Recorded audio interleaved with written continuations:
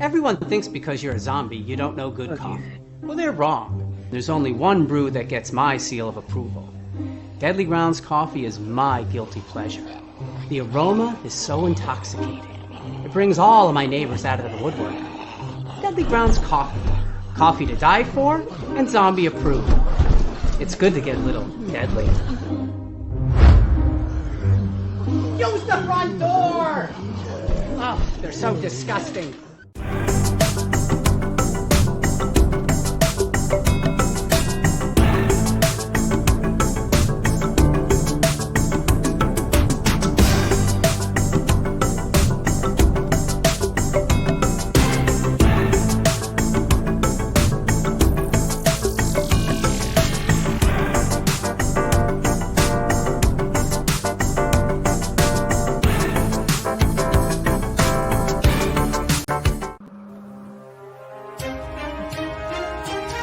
The Dorkening and all affiliated shows are not intended for anyone under the age of 18.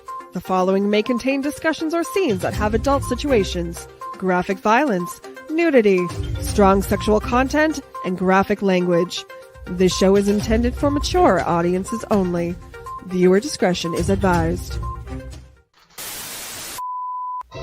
Ladies and gentlemen, the motion picture you're about to see contains scenes so terrifying, the public must be given grave warning.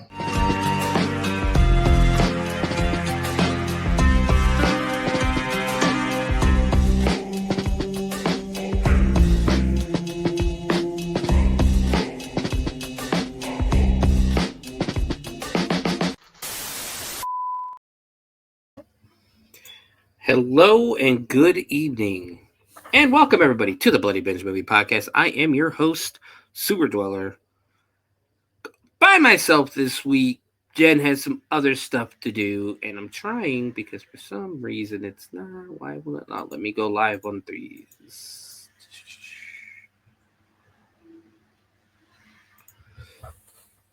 But welcome, everybody. It is the 1 year anniversary of the Bloody Binge Movie Podcast. We have been doing this for over a year, and I am glad to be here 1 year later. I did not think I was going to make it a year, and it's because of you guys that I am here 1 year later.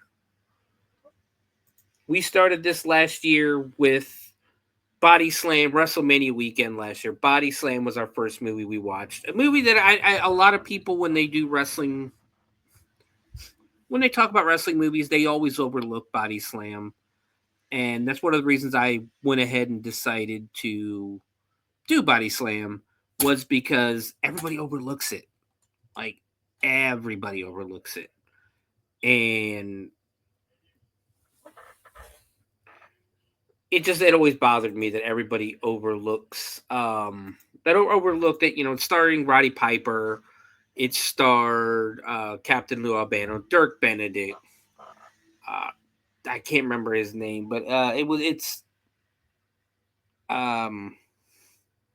Jacob Batu's father. I believe it was Jacob Batu's father is Thomas. I can't even think of the names right now. The Tongan kid is who he played in the movie, in the movie. But it's Jacob Batu's father. He is part of the Anawai family. But we decided to do that because everybody, when you think wrestling movies, they do No Holds Barred. They do Pro Wrestlers versus Zombies and things like that. So I wanted to go a little out there. So our first movie last year was Body Slam. After that, we started with horror movies with, I believe, our second film. Let me bring up my list because I got to update that list anyways. Let me bring up my list. Give me 1 second, guys, and I am not prepared. Supposed to do this last night. Didn't get a chance to do it last night. There we go. This kills me that they got rid of WordPad.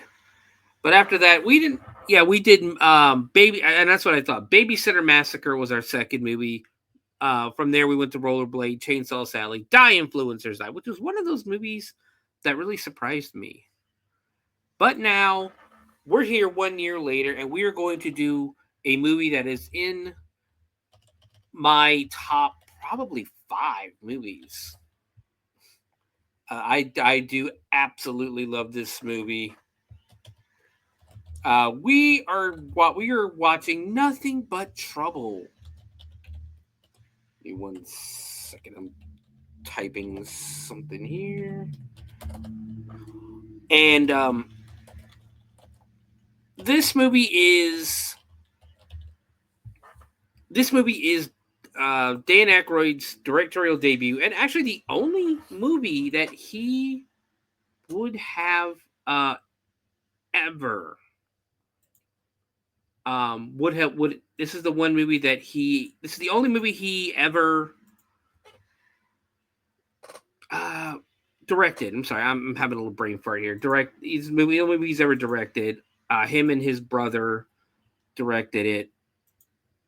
We're talking 90s, and it's a great piece of 90s nostalgia to watch this again. But yeah, him and his brother were co-writers. Dan Aykroyd directed and played 2 roles in the movie. So we're going to be watching that in the second half. Of course, I'm trying to get a couple of these fixed if it'll let me, to try to get everybody in. Can we do this while we're live? That is the question. If it doesn't work this time, I don't think it's going to work.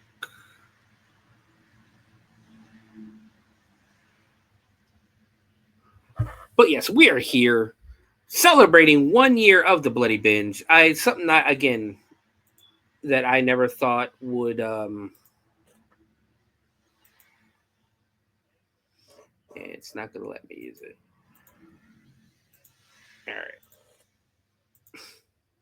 Sorry guys, it is the stuff I didn't it doesn't show me until we go live. So there's a couple of places I guess we're not gonna be able to. We'll try one last time just because there's a couple of places I won't be able to stream to. Live problems on the air. Usually I have Jen here to handle this for me. But of course, like I said, on the second half, we're going to watch Nothing But Trouble, Dan Aykroyd's directorial debut. We'll talk about the movie a little more on the second half. But of course, to start the show, we are going to talk about the weekly roundup of horror movie news and of course, the haunt industry news roundups for the week. So let's go ahead and get started.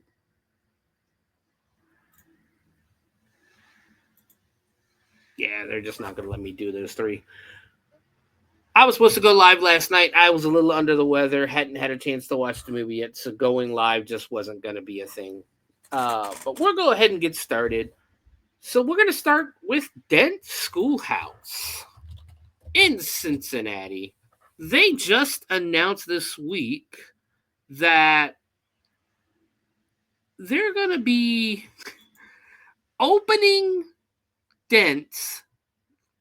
They're going to be opening the schoolhouse, the haunt, as a B&B, as a bed and breakfast on Airbnb, I believe. Airbnb. So you can actually sleep in the actual bedroom of the notorious Charlie the Janitor. Basement bedroom, you get 1950s antique and furnishings, working toilet and running water. Bookings begin later this month, April through September, dates available. And then next year, Zobo Circus tents. So that's pretty awesome. I love I love Dent Schoolhouse. If you're near Cincinnati, you haven't been, it's an amazing haunt. It is probably one of the best haunts. Definitely one of the best haunts in Ohio. They're voted every year across the nation as one of the best. We're gonna remove these 3 real quick. All right, this way it won't distract me the rest of the show.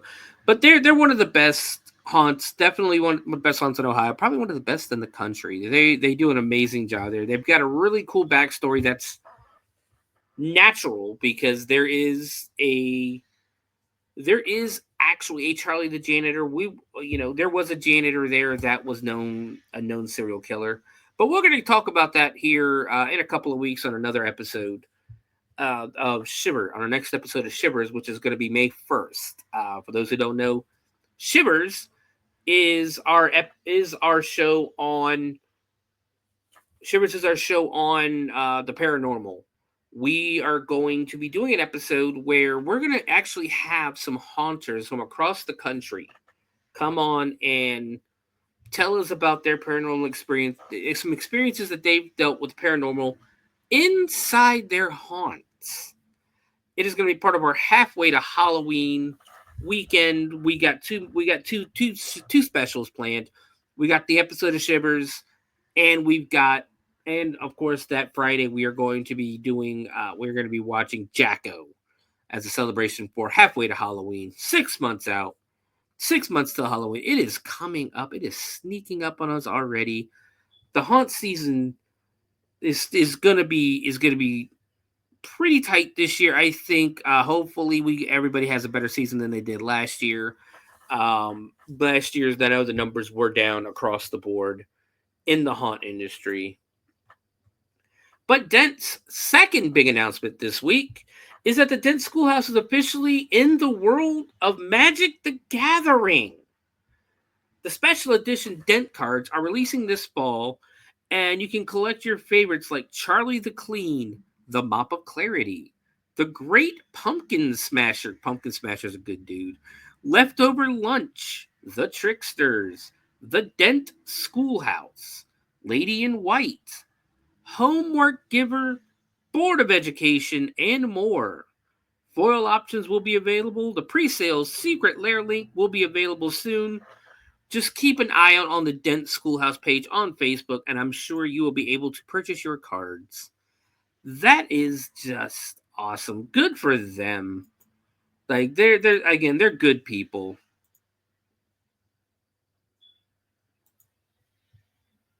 They are good people, and they definitely deserve this honor. So definitely go check them out. Check out, if you're playing Magic the Gathering, check out those cards, because that's pretty sweet. That's pretty awesome. But moving on to our next story, which I thought I had up already, and I do not. As you can see, guys, 1 year later, and I'm still not prepared.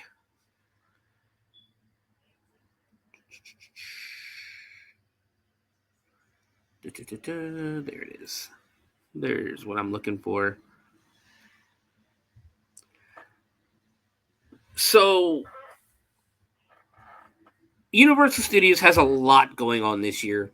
Of course, they have their year-round haunt opening in Las Vegas later this year in August. And they've also got a whole new theme park coming around. So like I said, Universal has a lot going on this year. But Universal Horror Unleashed unveils sneak peek of Scarecrow, the Reaping Haunt. So ahead of officially opening to the public on August 14th, Universal Horror Unleashed has unveiled a better look at Scarecrow, the Reaping. One of 4 nightmarish-inducing haunted houses that make up the Las Vegas-based year-round immersive horror experience. Like, the way they're talking about this thing is you're gonna be able to hang out here like the entire night. But it is a highly rated fan favorite house in Halloween Horror Nights, Universal Studios Florida, and Universal Studios Hollywood. Scarecrow the Reaping. God, why do I keep saying the Reaping? Scarecrow the Reaping transports guests back in time to the 1930s, where they'll be haunted by horrifying scarecrows come to life.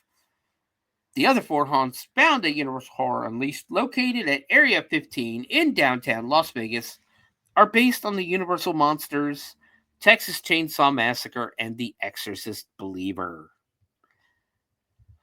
So you're talking like this thing's going to have like 4 haunted houses. There's going to be a bar. There's going to be a restaurant. There's going to be so much to do with this thing.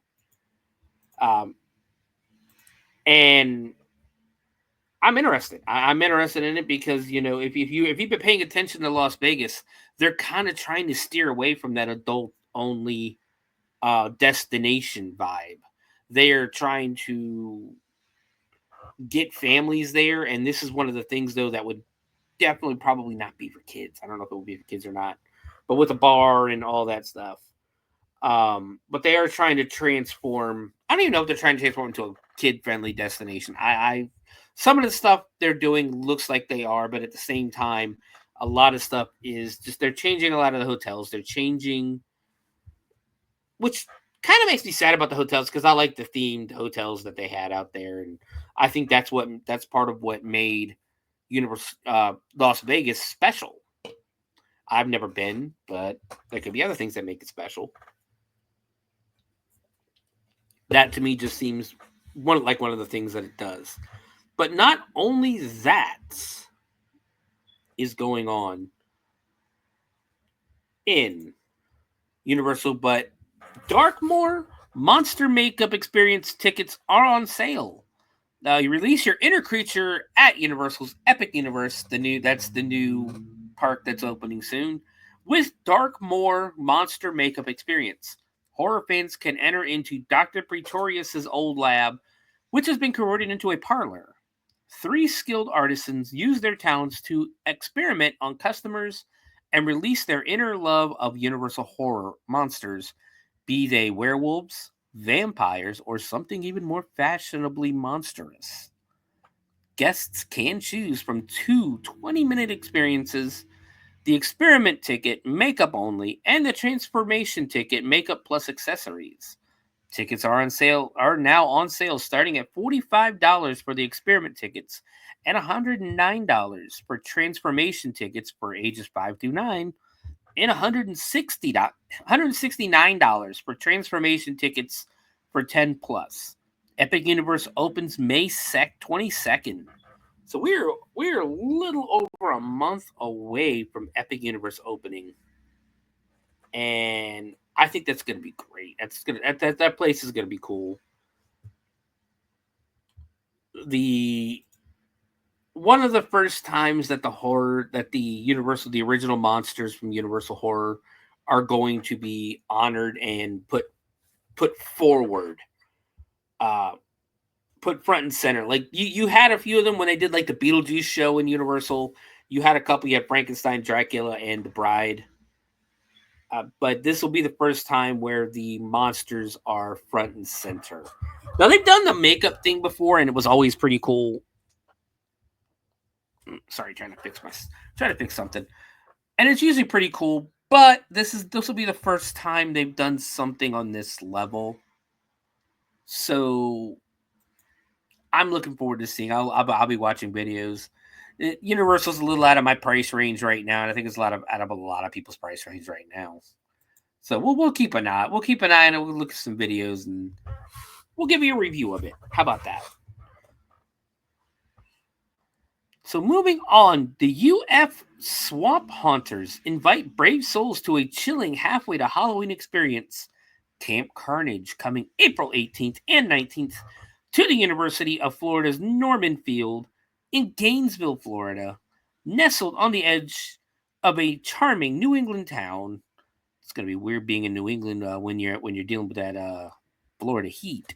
Camp Deer Creek is the place where campfires blaze, lifelong friendships forge, and legends come to life under the moonlight sky.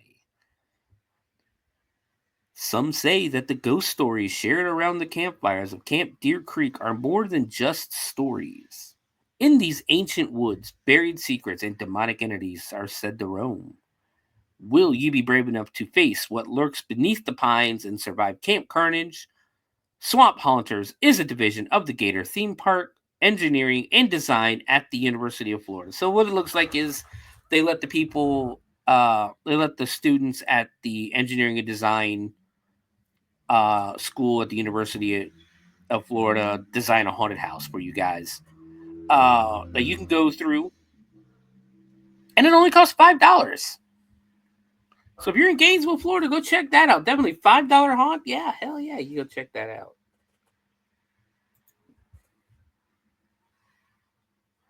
So that is actually going to be it for the haunt industry portion of our show, because it's still early. It's still early in the year. haunts are still, right now they're still in the planning phase. They won't really start building until May, June, somewhere around that area. There are also some haunts, though, that are open and are going to be open for Easter. The Hell's Dungeon here in Dayton, Ohio, will be open April 18th and 19th for, I guess it's technically an Easter show, but at the same time, it's 420 weekend. And if you're in the haunt industry, I promise you, you do celebrate 420 weekend. But take a look at this real quick. Something that Dr. Rasty Slasher put up for the haunts. And our show on the 18th and 19th.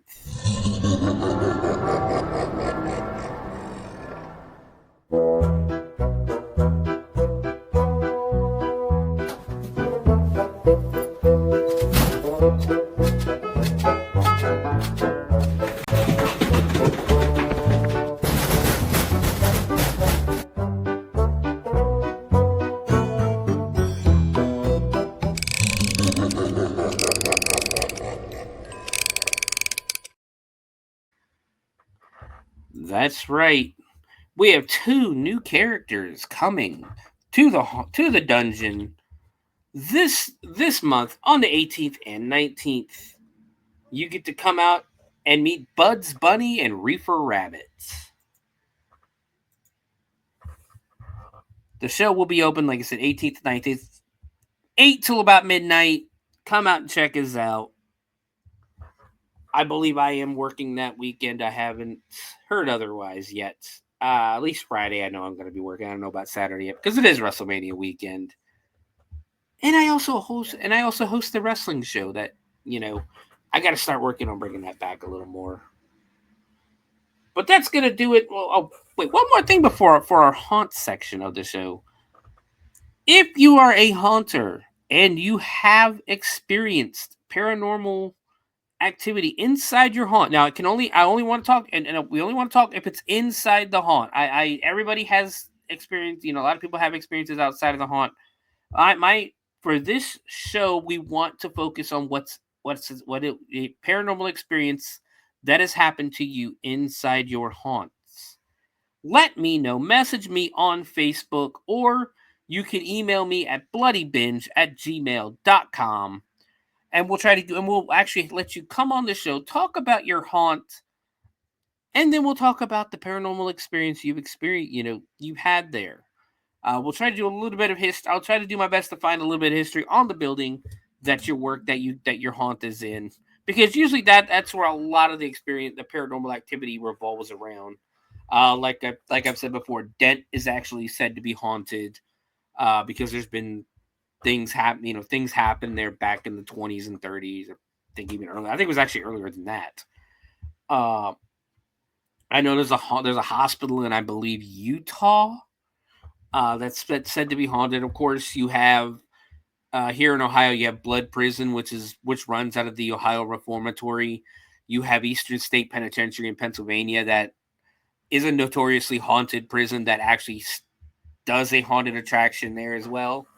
So, once again, we're looking to do this show May 1st. If you are available, May 1st, from 9 p.m. to 11 p.m. minimum. We do run late sometimes, but from 9 p.m. to 11 p.m. Eastern Time, please let me know. bloodybinge@gmail.com, or message me on Facebook, and we'll try to get you on the show.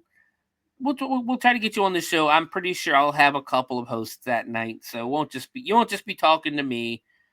You'll be talking to a few people, and we're all pretty laid back and friendly. We're not going to judge you or anything like that. So, if you are shy and you don't wish to actually come on the show, email me your experience. You let me know what your haunt is, and I will gladly read your email online. bloodybinge@gmail.com, or message Stephen Stephan Henderson on Facebook. Once again, we are looking to do this show May 1st as part of our halfway to Halloween celebration. So moving on, we have a few stories here in the... Let get to where I need to be. In the haunt news this week, there's a couple that weren't just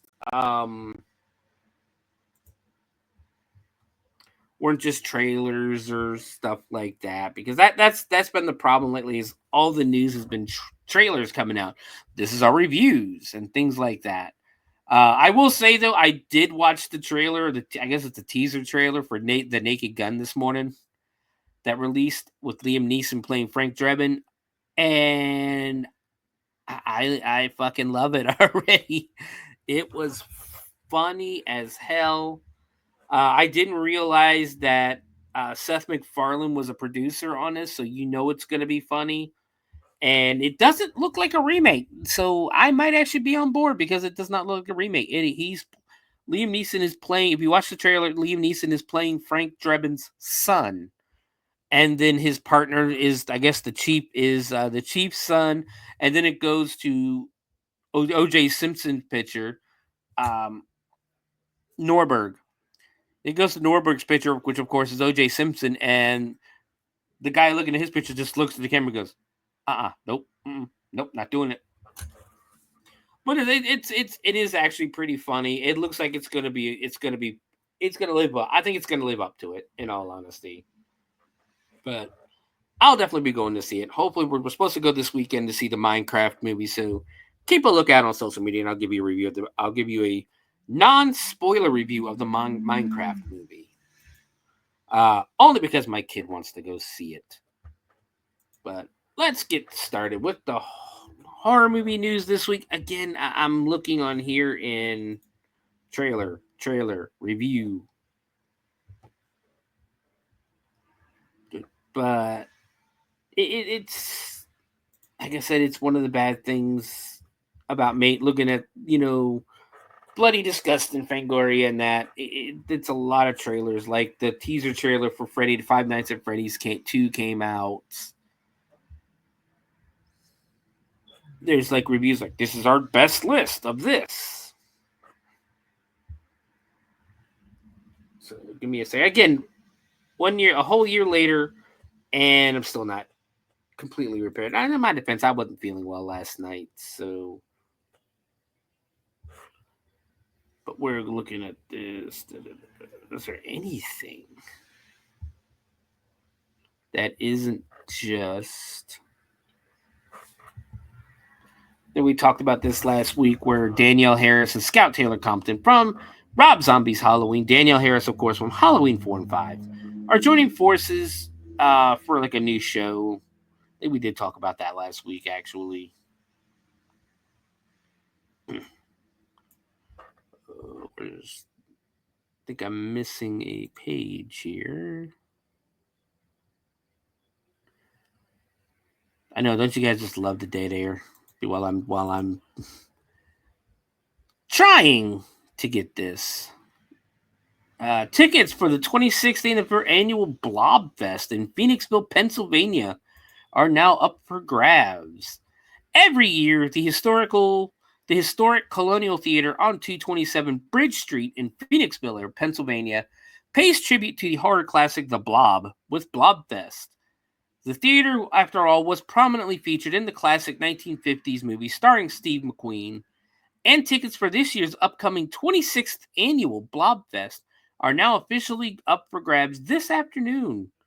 Running July 11th through the 13th, this year's theme is Camp Blobfest, promising an outrageously over-the-top festival experience filled with nostalgia, thrills, and larger-than-life fun. Grab your tickets to the 26th annual Blobfest right now. These events tend to sell out within a few days, so if you're planning to attend, make sure you secure them as soon as possible. The 3-day festival of ghoulishly gooey fun pays homage to the theater's starring role in the 1958 Steve McQueen film The Blob, which we've already talked about. Let me bring up the website so I can tell you what the prices are. Now, this looks like something fun. If you're near Phoenixville, Pennsylvania, it looks something like this. Looks like it could be fun.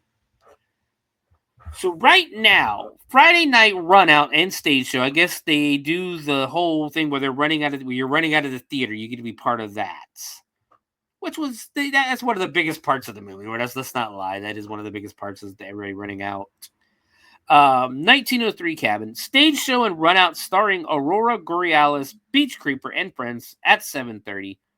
VIP 140, floor 45, balcony 40. The bank lobby mess hall blob ball at 9 p.m. is $25. There is a VIP package that includes the Friday night stage show run out, Saturday tickets for Flash Gordon at 1:30 p.m., The Blob at 4, and Evil Dead at 9. And then Sunday tickets for The Blob at 1:30 p.m., Matt McGinnis's movie riffing melee at 4, Gremlins 2 at 7:30. And then, those are all the movies that are running.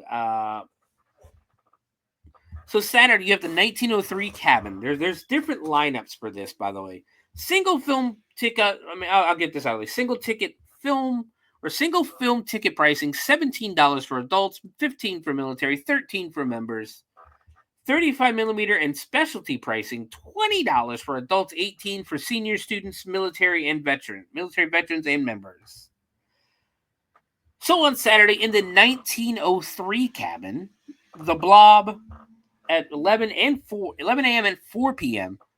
Flash Gordon at 1:30. The Blob and second run out at 6:30 p.m. on Saturday. This is all Saturday, by the way.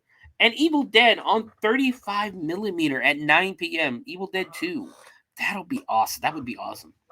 The White Rabbit Cabin, which looks like it's going to be more family friendly, which I probably run here at 11:30 because Harry and the Hendersons at 11:30 a.m. Harry and the Hendersons is great. I wish this generation. I wish I could show more people this generation Harry and the Hendersons. La Masa Devoradora at 3 p.m. and 8 p.m. I don't know what that is. And Addams Family Values at 5:30. I get this might be one of them hills I die on, but I like both Addams Family movies. I think Family Values was better.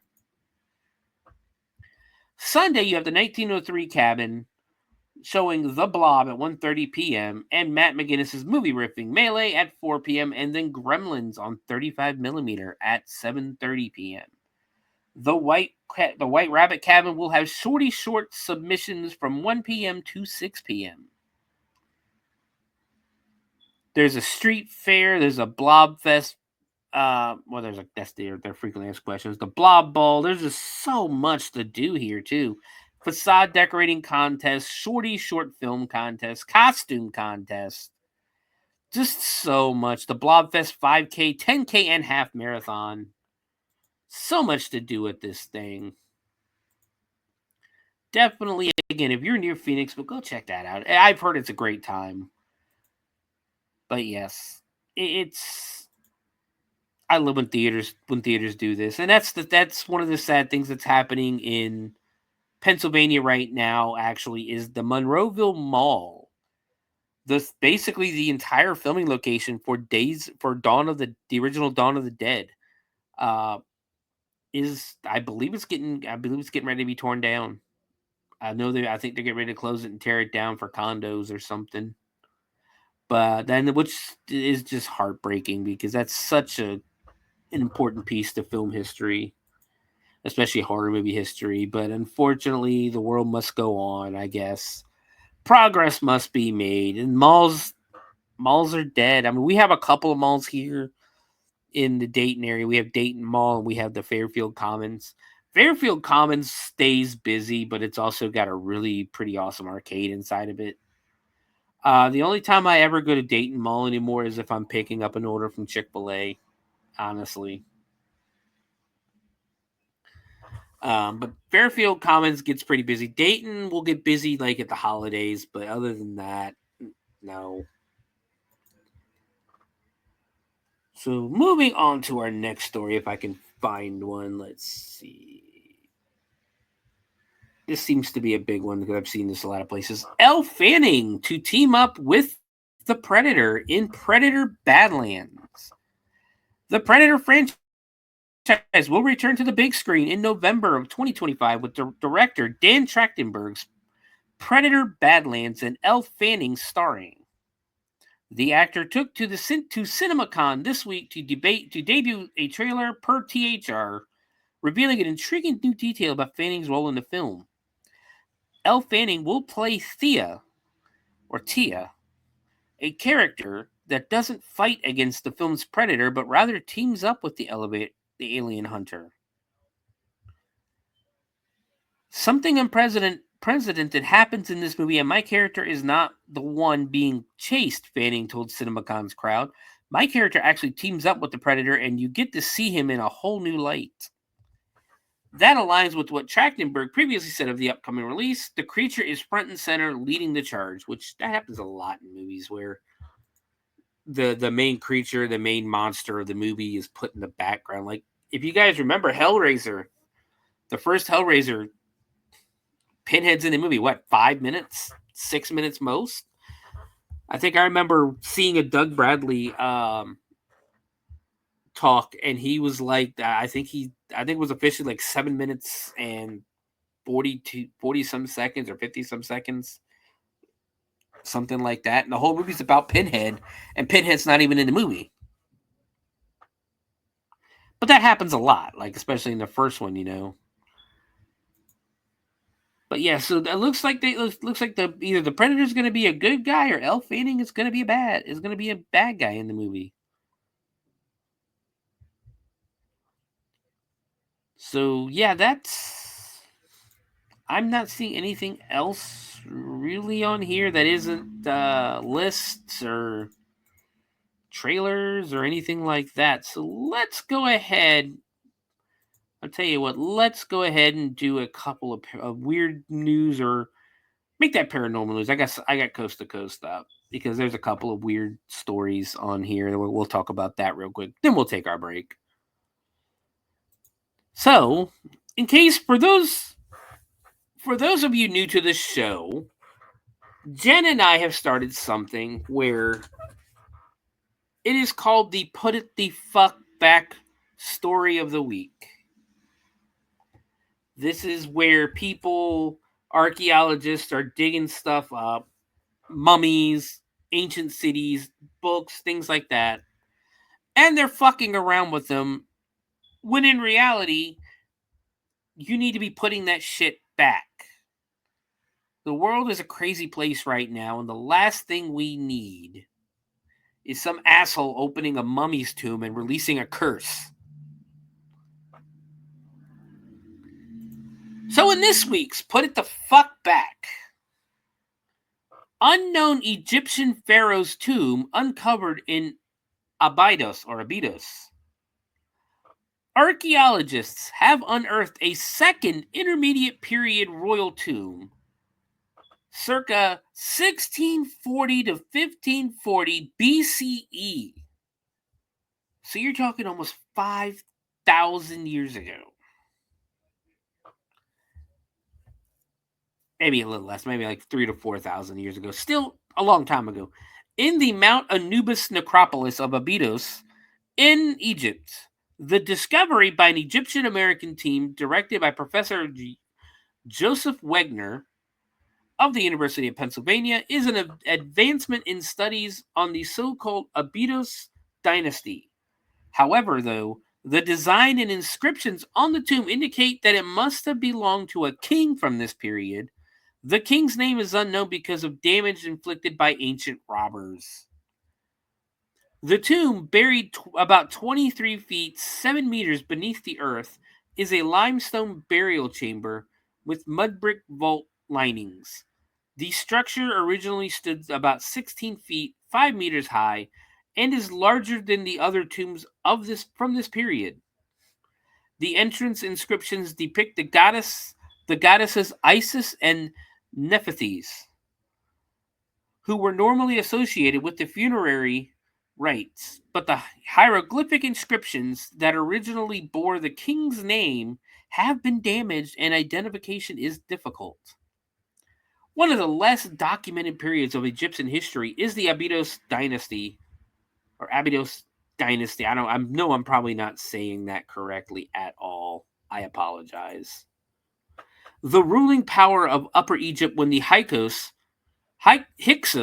controlled the north.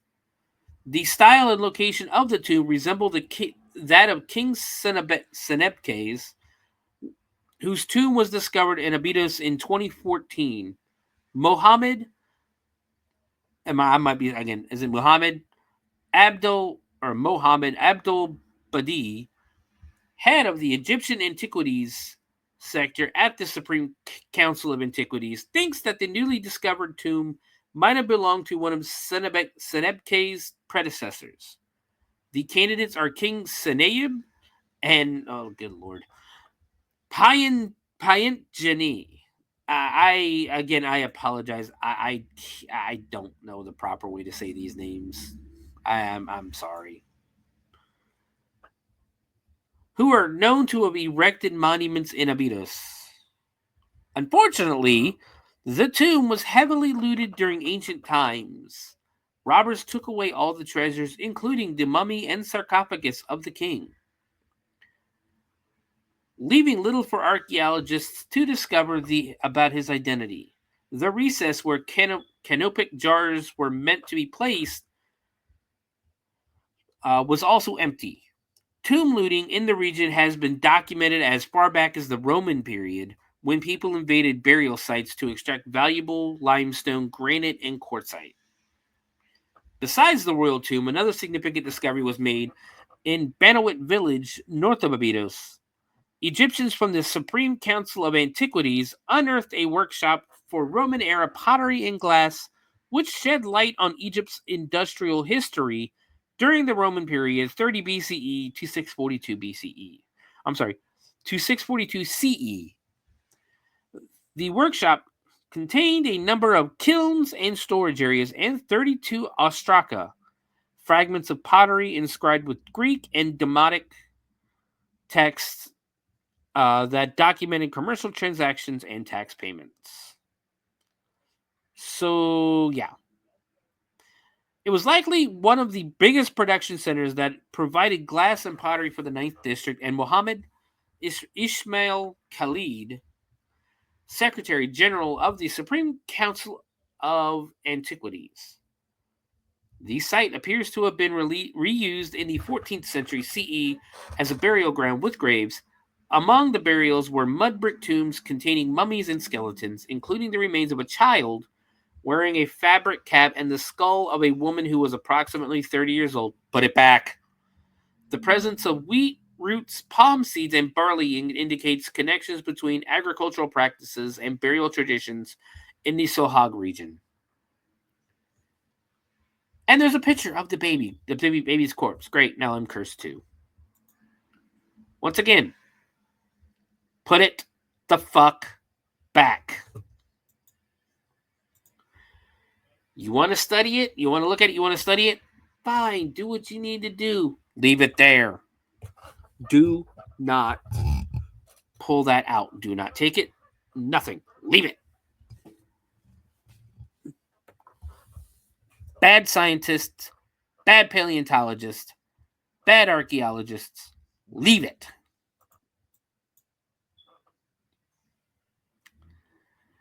Moving on to our next story. I want to see, because this is a short story, but I want to see if there's a longer version of this story, because this one seems funny.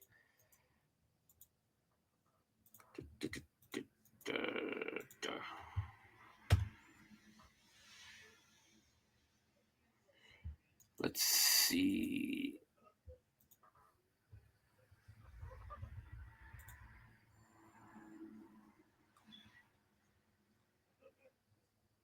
Nope. There is not a longer version of this. So from the Coast to Coast AM website, this is going to get you. Ghost hunt dispute sparks gunfire exchange in West Virginia. In a wild story out of West Virginia, a ghost hunter found himself exchanging gunfire with a homeowner in the neighborhood where he was conducting a paranormal investigation. The strange case which came to light over the weekend reportedly began late last night. This is a longer hold. I might have found a longer version of it. Maybe not. Reportedly began late last month as Fred Shrewsbury was searching for spirits in the community of Amigo. While exploring a remote neighborhood looking for ghosts, the paranormal investigator nearly became one himself when he crossed paths with an angry resident Cord Sargent.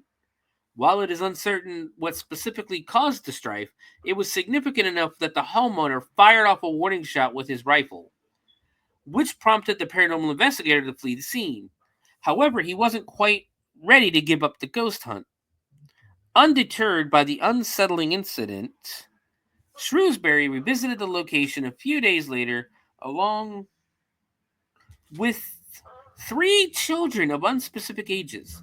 Following another ghost hunt in the neighborhood, the group set about leaving the area when Sargent shot at their car. Rather than making a hasty getaway, though, with the safety of his kids in mind, Shrewsbury instead opted to grab his own gun, exit the vehicle, and fire several shots at his new rival's house. In response, Sargent squeezed off a few more rounds, including 2 that hit the car, containing the juvenile ghost hunters, who one imagines were terrified by what was unfolding around them. Police are said to be investigating the strange shootout and though no charges have been filed in the case.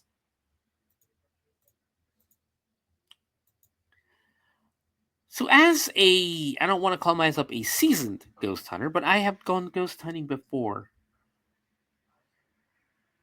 Make sure you're allowed where you're going ghost hunting. If you're in a neighborhood, do not go ghost hunting. That is private property. Sure, you might be in the public property part, and that's fine. But you're still in somebody's home. You're still at somebody's, in their area where they live.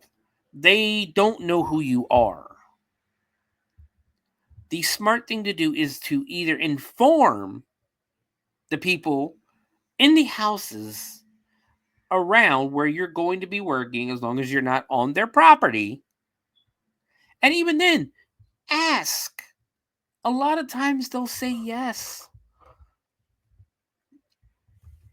But you don't go to a neighborhood. For starters, you don't bring your kids to the neighborhood and start shooting back. For starters, you don't bring your kids to the neighborhood where you've already been shot at once, and then surprise, surprise, you're getting shot at again, and your kids, with your kids in the car. Don't be an idiot. But if you're going ghost hunting, ask, get permission. Do not trespass. Just because a place is abandoned doesn't mean somebody doesn't own it. Doesn't mean somebody's not going to protect it. Again, 9 times out of 10, if you ask the person, they will let you explore the area. It's that simple. There's no reason.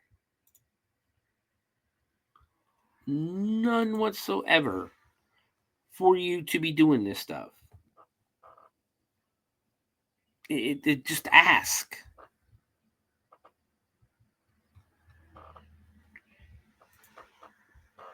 So I just wanted to get that story out there for you because I thought it was pretty funny. But we're going to take our break here soon. When we come back, we're going to be talking about Nothing But Trouble. It is our 1-year anniversary show. I hope everyone has enjoyed the past year, even a little bit. A little bit. However you want. I just hope I hope I brought some kind of enjoyment to people in this past year with the movies that I've picked. Hopefully I've entertained and informed you on certain movies, because that's the whole point of my show, is to bring movies to people that normally wouldn't watch movies. And I've done it to myself a couple of times. Our 3rd episode was Rollerblade. Let me bring this back up.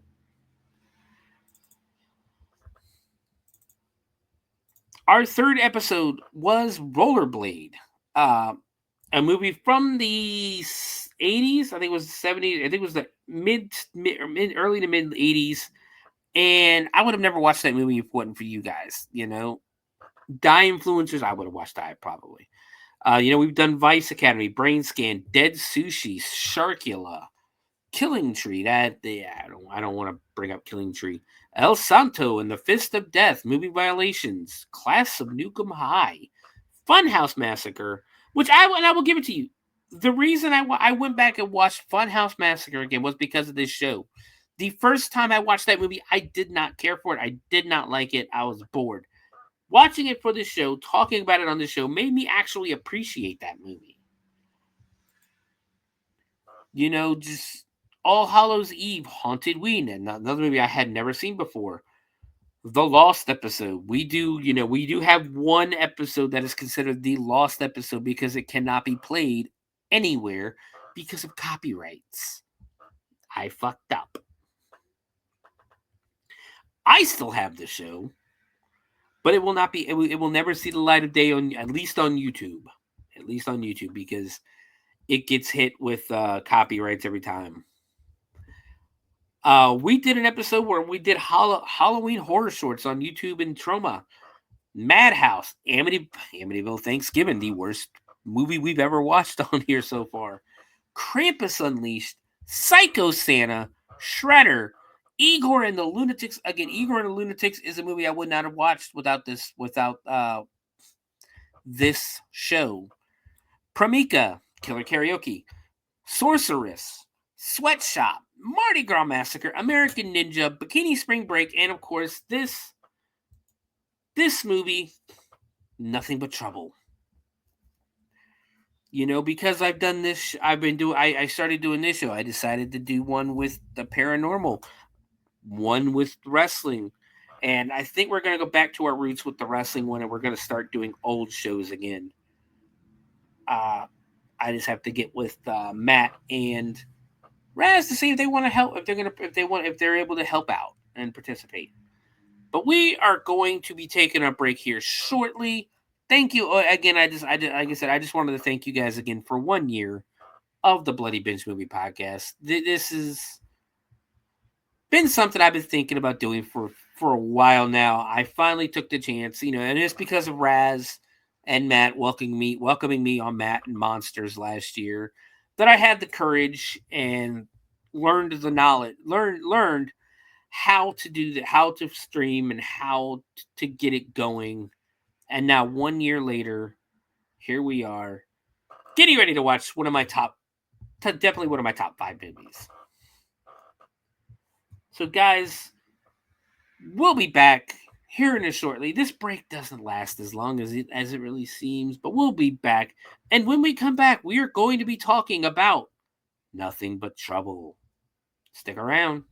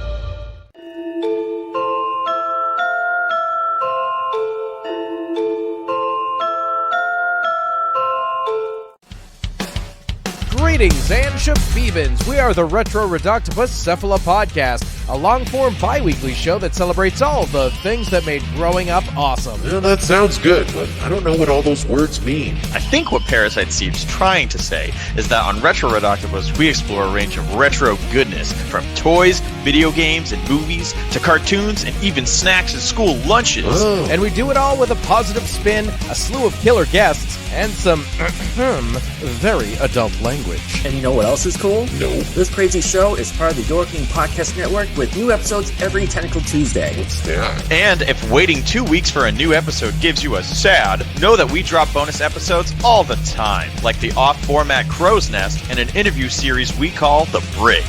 You can listen to Retro Reductopus on Apple Podcasts, Spotify, Stitcher, or any app that's cool enough to carry the only show that celebrates all the things that make growing up awesome.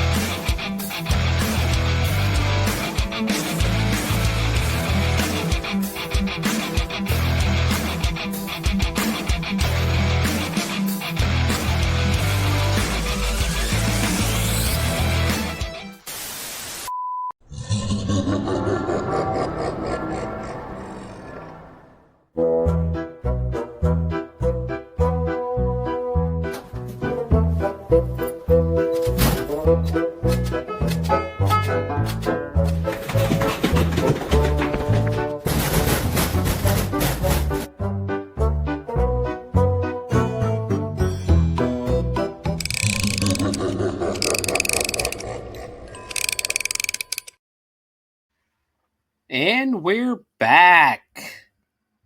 Welcome, everybody who's just joining us to the Bloody Binge Movie Podcast. I am your host, Sewer Dweller. And like I said before, it is our 1-year anniversary, and we are watching one of my top 5 movies of all time, Nothing But Trouble, starring Dan Akroyd, John Candy, Chevy Chase, Demi Moore, and a host of others. Daniel Baldwin makes a. I don't think I'm hitting. Sorry if I hit anything. Daniel Baldwin makes a cameo in it. Valerie Bromfield. Well, let's go ahead and explore the cast real quick before we get into the movie. The movie was.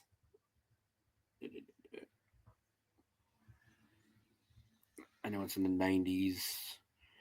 It was released on February 15th, 1991. In the United States and other places, of course.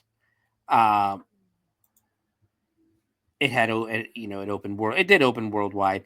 It was actually, when it came out, it was considered a flop. Well, it was a flop because it didn't even make half of its money back in the theaters. But it's gone on to become it's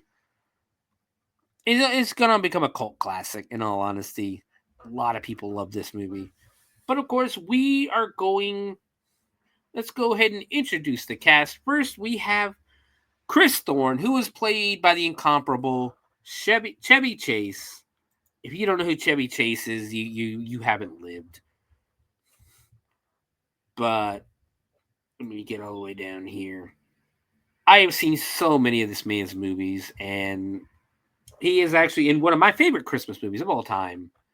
Probably, in all honesty, I take it, but not one of probably my favorite Christmas movie of all time, Christmas Vacation. But he got his start back in 1968 with Walk, Don't Walk as a pedestrian. Moved on to Lemmings, The Groove Tube, Tunnel Vision. Got his own show in 1977, The Chevy Chase Show. Was in a movie called, which actually, and I actually seen this movie, it's called Foul Play. It is a great movie with him and Goldie Hawn. No, was that? Yeah, that one was Goldie. I think it was Goldie Hawn. Pretty sure it was Goldie Hawn he was in that with.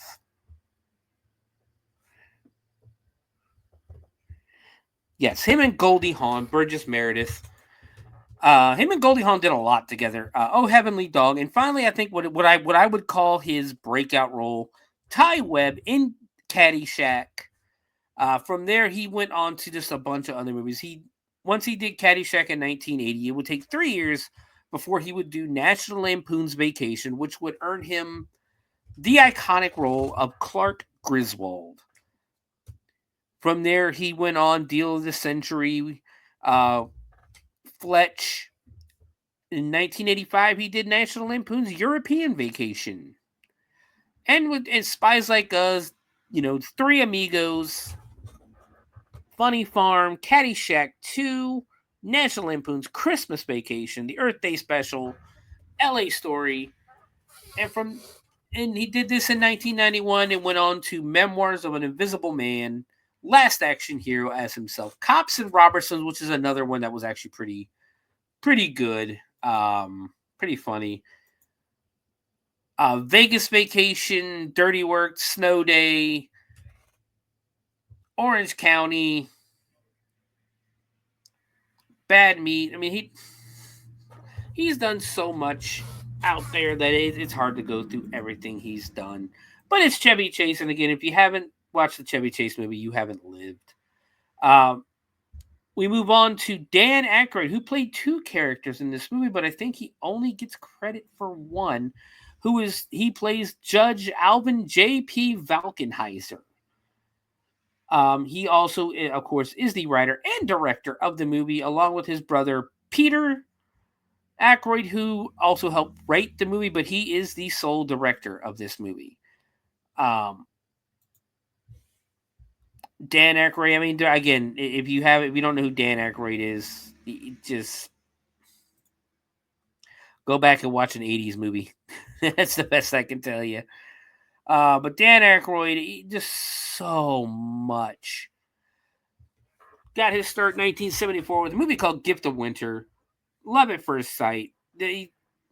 So many comedies. The Blues Brothers, of course, is where he became most well known. He was on Saturday Night Live for a little bit there, I believe.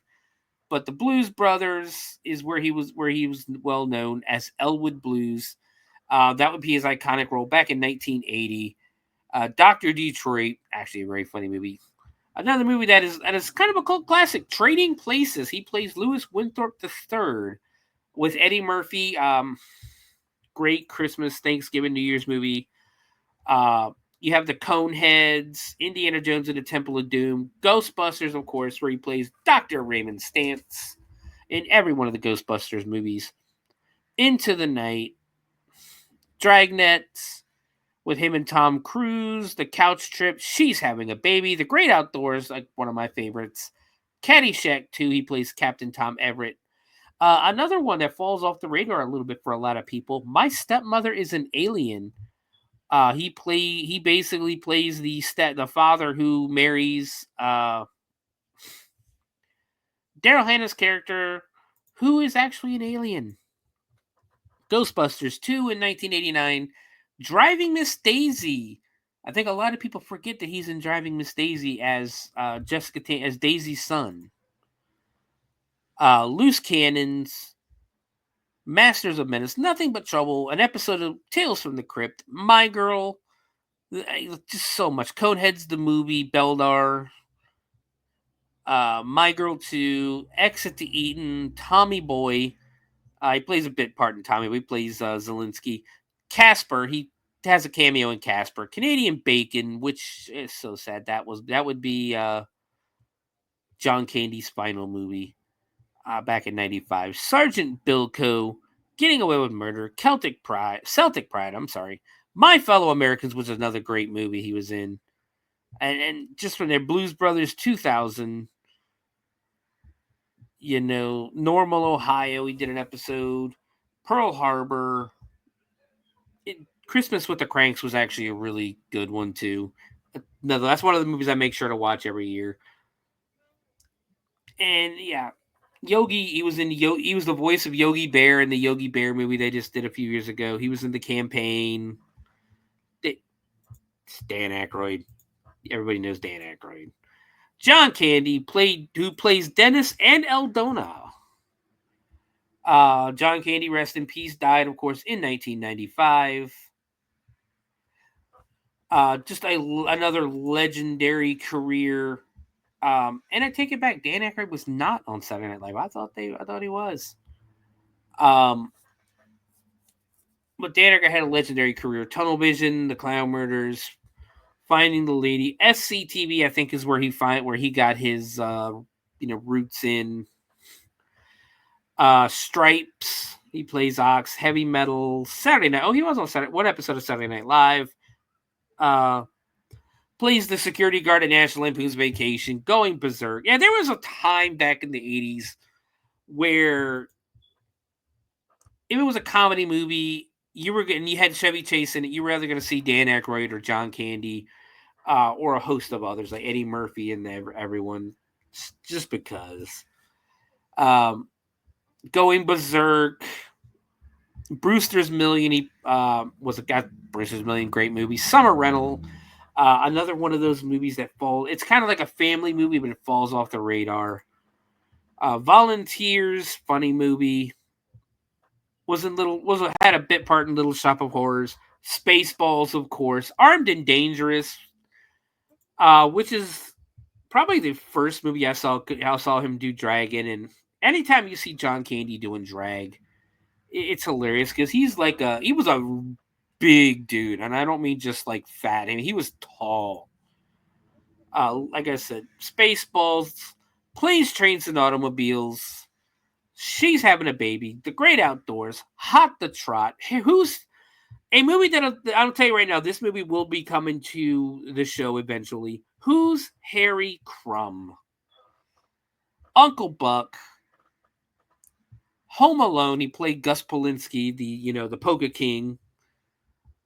Nothing But Trouble as Dennis and Eldona, of course. Delirious, another movie that'll probably end up coming here to the Bloody Binge movie podcast. had a character in or had a role in JFK, Rookie of the Year, Cool Runnings, Wagons East, Canadian Bacon, and I guess he had another movie called The Magic Seven where he put his voice in, but I still say Canadian Bacon. I'm not a big fan of Canadian Bacon, but it was his unfortunate final movie. And we have Demi Moore again. Demi Moore, you know what she's been in. Ghost, St. Elmo's Fire, 16 Candles, Outsiders, just such a host of movies. G.I. Jane, Indecent Proposal. What was that one? I'm trying to think of the one. She was your female heartthrob, I guess. Not really a heartthrob, but she would be the female sex symbol of the 80s or the 90s rather. She was up there on the level of like her and Tom Cruise. If you wanted the best looking person in Hollywood at the time, you were going to for a male, you were going to grab Tom Cruise. For females, you were going to grab Demi Moore. In all honesty, like she was gorgeous. Valerie Bromfield plays Miss Perda. She is in a lot of. She's in things I don't remember her from a lot of stuff. Needful Things, Mr. Mom. She a lot of side characters. Taylor Negron plays Fausto, and I'm not even gonna try to say his last name. He was in the last Boy Scout Biodome. The last thing he was in was a movie called Alienated back in 2015. You know, good, bigger star. Then we have Bertilla Damas, who plays Ronalda, Fausto's sister in the movie. I thought they were husband and wife, but they are actually husband or brother and sister. She did a couple episodes of Brooklyn Nine-Nine, Lucky, Lodge 49, Pearson. Again, nothing. Roswell, New Mexico, a few episodes. Nothing too out there, or at least too well-known. This would actually be her first big movie that she was in. Raymond J. Barry as Mark. He's one of them guys where you see him, you know him. The best role I can think of with him recently would be The Ref in 1994, where he plays Santa Claus, the drunk guy walking around dressed as Santa Claus the entire movie. Brian Doyle Murphy as Brian. Brian Doyle Murphy, again, you know who he is. If you've seen Christmas Vacation, he plays the boss. He was Noah Vanderhoff in Wayne's World, Groundhog Day, Caddyshack, JFK. He was Jack Ruby in JFK. And he's been doing a lot of voice work. And he's one of them voices that if you heard him, you know. And if you see him, you know him. John Wesley as Sam. Again, a guy you know him. You see him, you know him.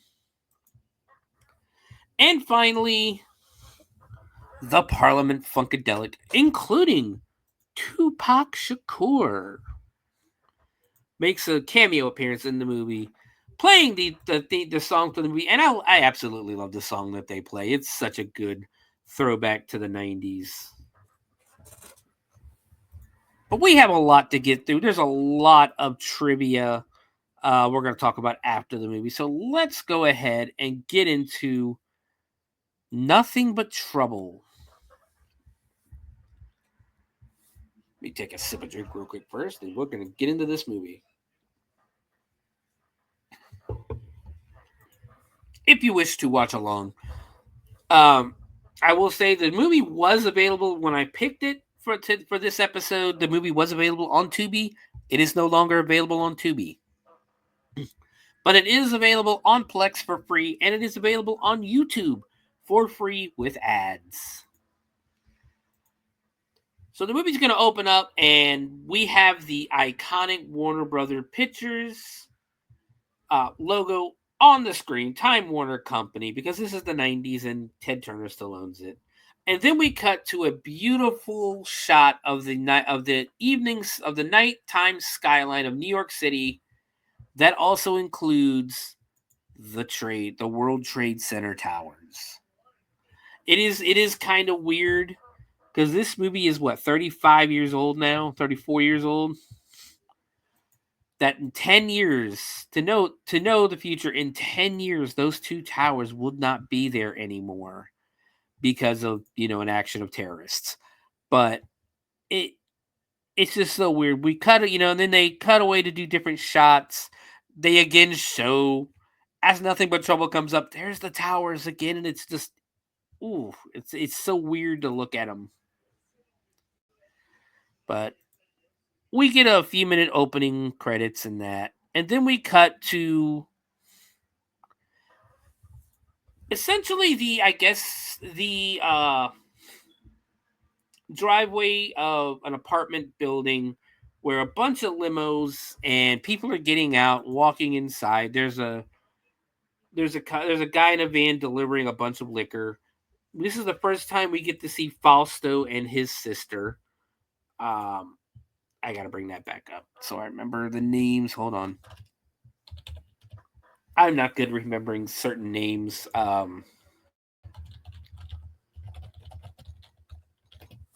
we go.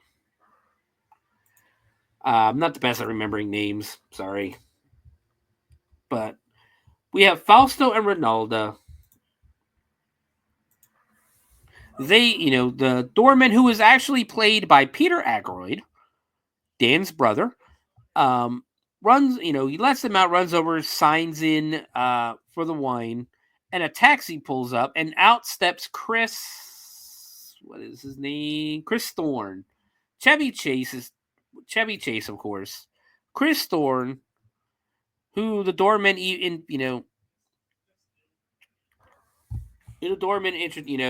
welcomes home. He makes a comment that the one-eyed Russian immigrant went 115 blocks in 15 minutes, and then it's a record. Peter Akroyd, or Chris asks, who's having a party, and the doorman says, "Well, you are." And Chris just looks and goes, "Oh, well, am I having a good time?" Well, my Manhattan Fine Wines just delivered 6 cases of Salon Limoncello, and apparently it was very expensive. And Chris asks what he paid for it. The doorman goes, "Who cares? What do you care? You got plenty of money." So needless to say, Chris is rich. The doorman thanks him for a tip on a stock that he bought last week, and it was up 5 points. He tells him to sell it. He's walking in. There's just random people standing around in tuxedos and dresses, and he's just entering the building.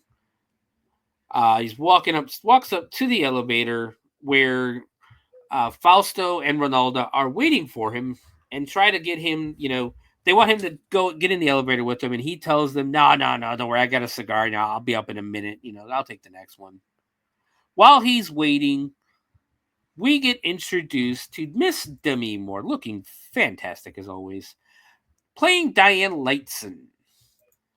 She is a lawyer, and she has 2 dogs with her, and the dogs start kind of humping Chris's legs. They get in the elevator, and almost immediately, Diane starts crying. Chevy Chase, was trying to talk to her, and Diane just starts crying. Chris offers her his handkerchief so she could wipe away the tears. And the whole time, it's almost like he's trying to hit on her and that, but he does tell her that there are some people throwing a party at his apartment, and she's invited to come up and have a drink, and she pretty much accepts. But then she sees something in his hands that says Howard Syndication's new venture offering, Pocono Lakes Sanctuary or Sanitary Landfill. And this pisses her off. She shoves the espresso machine that she's holding in her hands into his arms, grabs the folder, and walks away cussing at this folder. She seems to know something about it. He tells her that he's in the penthouse, and thanks her for the espresso machine and the bag of shit because she did have a bag of the dog shit with her. We cut to her apartment. The dogs run loose, and she goes and picks up the phone to call, I guess, Mr. Suntz.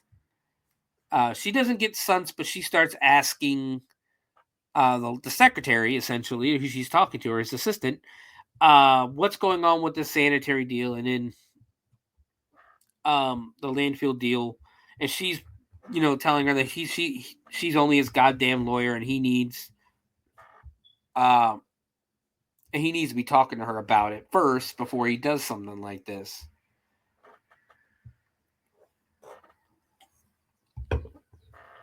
And the assistant tells her, or the secretary tells her, that according to Mr. Suntz, her assistance will not be needed anymore. And she's pissed off. She tells the secretary, "Why am I talking to you? I'm just going to come down there." We then cut inside of Chris's apartment, where again a bunch of people are drinking alcohol, hanging out, having a party. And Diane approaches Chris, introduces herself, and he knows, she introduces herself as an attorney. He knows the apparently the law firm that she works for. They basically start hitting it off, and she asks him if he's going down. I guess there's some kind of big announcement in Atlantic City for the landfill. She asks him if he's going, and he basically goes, "What? No, I'd rather fucking cut my arm off than go to this thing." So she asks a complete stranger to borrow his car to drive down to Atlantic City, and he's like, "Oh, I didn't say I wasn't going. I just said I don't want to go." So they make arrangements. It's not really anything to the scene. They make arrangements to meet downstairs, and that he would drive her to Atlantic City for the presentation. Meanwhile, Fausto and Ronaldo overhear the conversation and figure out that Chris is going for a drive, and they essentially immediately invite themselves to go on the drive with him, because Ronaldo thinks they're going to Chris's house in the Hamptons, and Chris is like, no, I really no. Fausto asks what time they're leaving, and excuse me, sorry, and Chris tells him, "Well, I mean, way too early for you. You guys aren't going to be awake when we leave." So Chris and Diane make plans to meet at noon in the parking garage, and Fausto and Ronaldo are like, "Oh, that's great. Noon is better than really early." Chris apologizes for them, introduces them as Fausto and Ronaldo Squarenitsu. I don't know. And essentially says that he basically tells Diane that they are their clients, essentially. They're clients of his. He gives them investment counseling sometimes. They are Brazilianaires. That are apparently from Brazil, and they are billionaires or millionaires. And he tells her that they have breakfast around 2 p.m. We'll never see them again. She's glad about this, and she says lets him know that she'll see him in the garage at noon in the morning. Cut to the next morning, and Chris appears in the parking garage. He's putting his shirt on still. He's kind of a little bit disheveled, has sunglasses on, clearly hungover from the night before. The doorman is bringing his car around to him and is squealing the tires and that. Chris is basically saying, I can't do this. This is just, it's, he's hungover. He can't drive. Asks the doorman if he knows who Diane is. The doorman's like, yeah, he's moved into 23B. Then Chevy Chase says, give her the car, give her the keys, give her the car. Tell her I can't I can't drive, that I'm too tired, I'm too hungover. Meanwhile, the elevator doors open behind them, and there is Demi Moore looking great. And all of a sudden, Chris is feeling better and wants his keys back. And Mike gives him a spray of throat spray, and she sashays her way to the car. An old model BMW. The car looks beautiful too. I'm not gonna lie, the car looks great. She gets in again, takes her coat off, just doing what she can to look sexy. Mike puts her bags in the trunk for them. They start the car, they get ready to get going. There's all these kind of fancy gadgets in the car, especially for the 90s. They start to go. As the garage door opens, there is Fausto and Ronaldo waiting for them. And Diane is basically, oh, they're not coming, are they? He's like, well, I can't tell them no. And they essentially put their baggage in the back, and they hop into the back seat. They do not know where they're going, so they introduce themselves to Diane. They put a tape in because they get to decide what music they listen to, and they figure out that they're going to Atlantic City. So off they go, and we cut to basically the car driving around New York City, getting on the interstate with the Brazilian music playing, the brother and sister just talking. We cut inside a couple of times. Chris is using one of those old battery-powered shavers to shave his 5 o'clock shadow off. Diane is talking with the siblings in the back. Diane asks Chris how long he's been divorced. Chris is shocked that she knew. But he's been divorced for 4 years. Diane asks if he still misses her, and he goes, nah, I've been over for weeks. From the back, as they drive a little further, from the back, Ronaldo is telling him that, hey, this is a boring road. It's the highway. It's a boring road, and she wants to go somewhere in the countryside because they planned a special picnic for him. Well, it is New Jersey, and Chris tells them, well, this is everywhere. It's the smokestacks, and it's what does he tell her?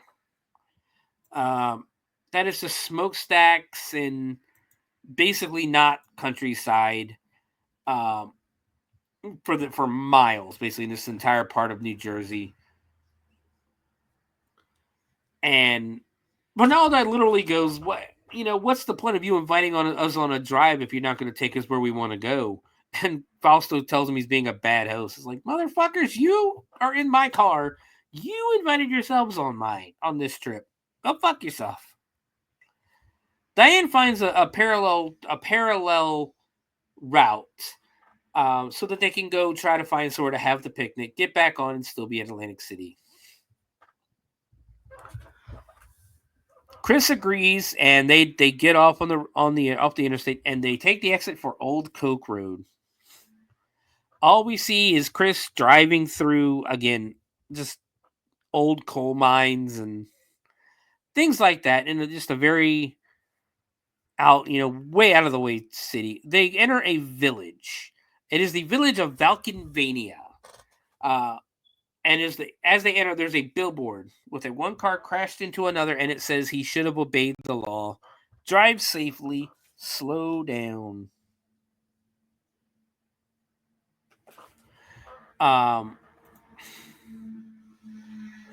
And it's a cop holding a baby with 4 people covered in rags.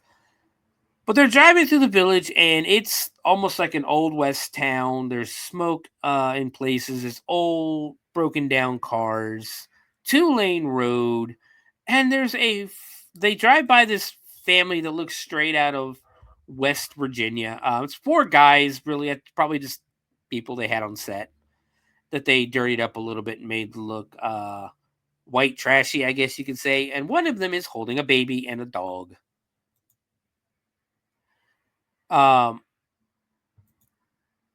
Chris looks out the window and says, "Good morning. Sell pork bellies and buy gold." And it's just, if you saw this, if you were living in West Virginia, even like here in Ohio, people in a BMW with sunglasses on, just looking out the window, staring at you, and you get a little bothered by it too.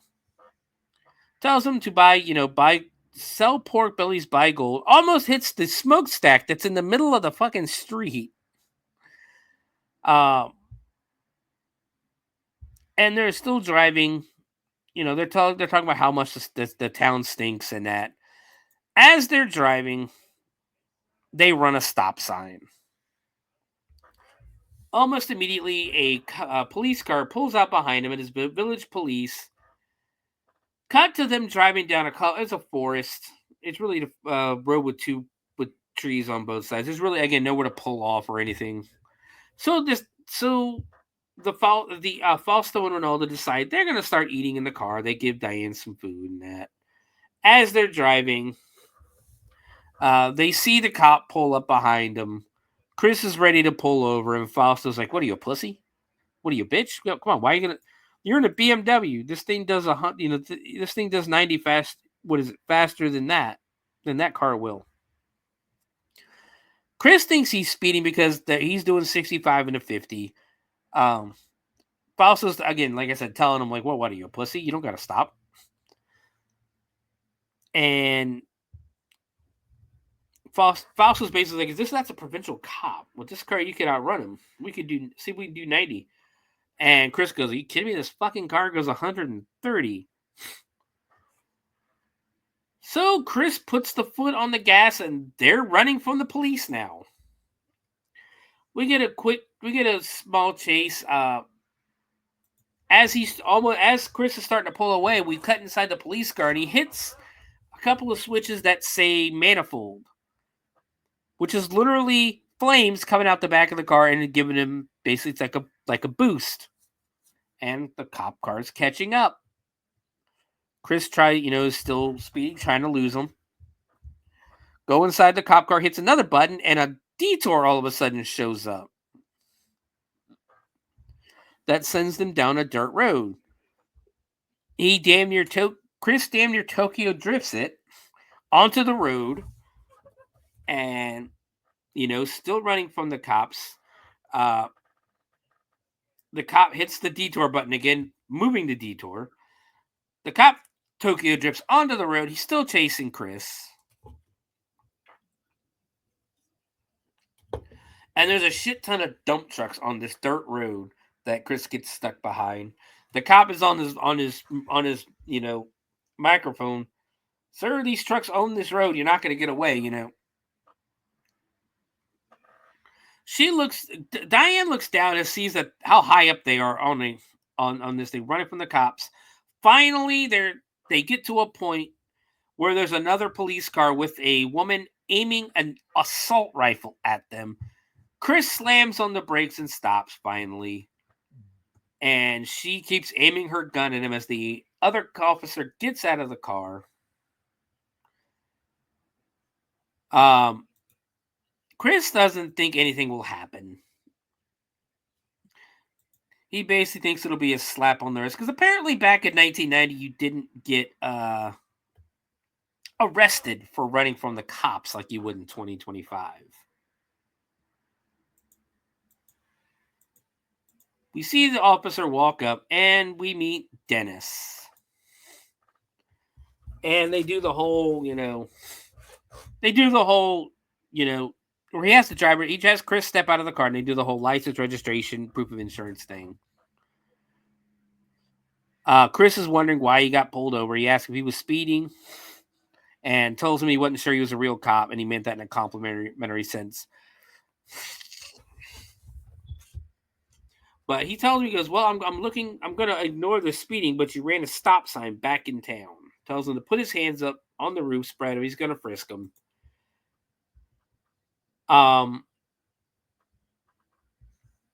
Chris hands him all the stuff he needs. And he asks if there's a way, to get his ticket, pay the fine so they can be about their way back to Atlantic City. And the officer, Dennis, basically says, that's not how it works around here, you know. He has to follow them to see the Reeve, who is the village justice of the peace. So they're not allowed to leave until they see the judge. As they're driving, they start following the cop. As they're driving, there's a beeping in the car because there's no service to any of his fancy gadgets. They get to this junkyard, and a drawbridge comes down for everybody to cross. They all cross, the drawbridge comes back up, and they're still following them. They're looking around at the weird stuff because there's like a bunch of, like a whole pile of toasters. That's how much weird shit there is. There's a bunch of toasters in one section. And just old cars, and they realize they're in an old scrapyard. They get to the house, to the main house, and on the sign, it literally says 1898 Valkenvania Courts and Schools. They enter the mansion, and Chris makes a joke, doing the whole "Lucy, I'm home." The woman, the woman who is it? What's her name? Miss Perda. Tells him, "Yeah, we know it's old. Fuck you."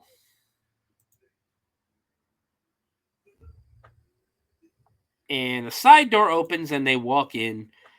Dennis tells them to go stand up by the rail, to stand close to the rail. And he introduces, says the court is in order. The Honorable Reeve Alvin Velkenheiser presiding.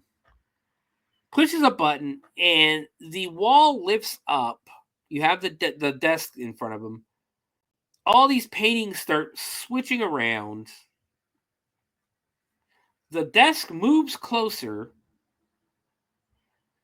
and all of a sudden, you see this chair with a guy in it raise up behind a set of books. You can't really get a good look at the person.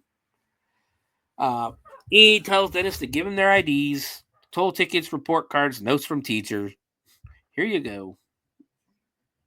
He tells him it's a traffic violation, contravention, failing in execution of a full stop at a place so marked. He recommends fine, bond, and release. And the judge goes, well, what else do you want to do? Bake him a pie? All right, here. Christopher Lawrence Thorne. Chris, says that's me. Looks and basically finds out that he is a financial advisor. And the judge goes, oh, you're a banker. No. Chris says, no, I'm not a banker. I'm in financial publishing, Thorne's Weekly. And the judge goes, okay, banker. And looks at the passports. Ronaldo speaks up and basically says that her and her brother have diplomatic immunity in this country. Now, they're supposed to be from Brazil. The passports say Republic Argentina. So, are they Brazilian? Are they Argentinian? It really doesn't fucking matter.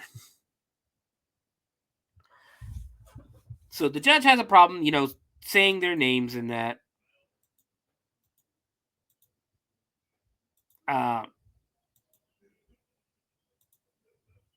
He has a problem saying their names.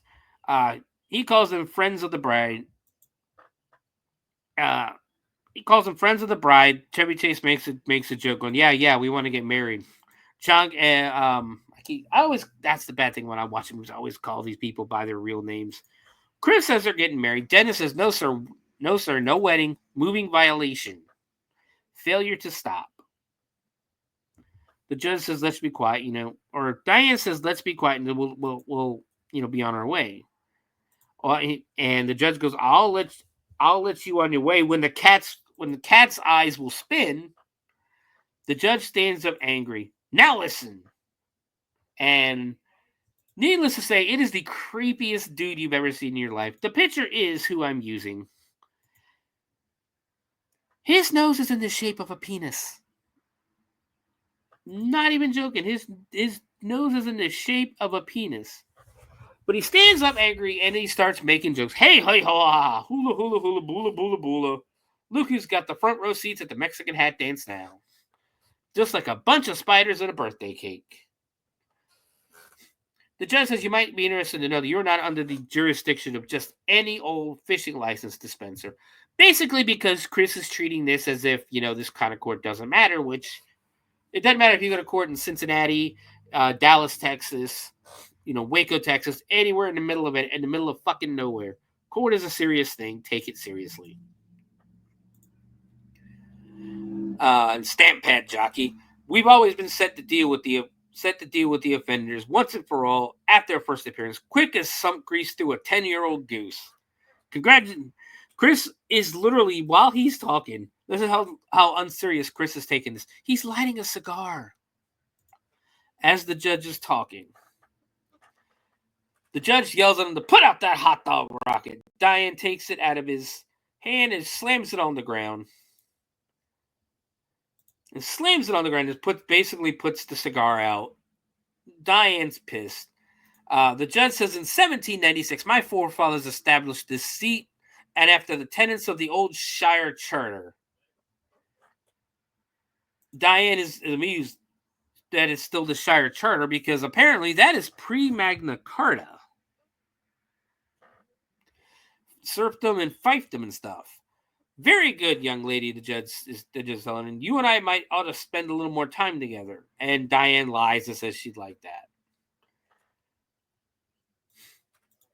And he goes and tells about his history. And he tells them that he'll tell them stories about how he fought the Germans in World War I later. And Chris gets mad and goes, later? Wait, what do you mean later? It's running the stop sign ticket. And he asks, what is this shit? Miss Perna yells at him for cussing in court. And Chris tells him, we don't want to hear the story of your life. We just want to pay and get the hell out. Diane is apologizing to the judge because she knows that, you're fucking up. He holds them over for further appearance to be held tomorrow afternoon at 4 p.m. They will be confined until then. The judge says, good night, Irene, pulls a lever, and they go flying down to the basement, landing in a pile of squeaky toys.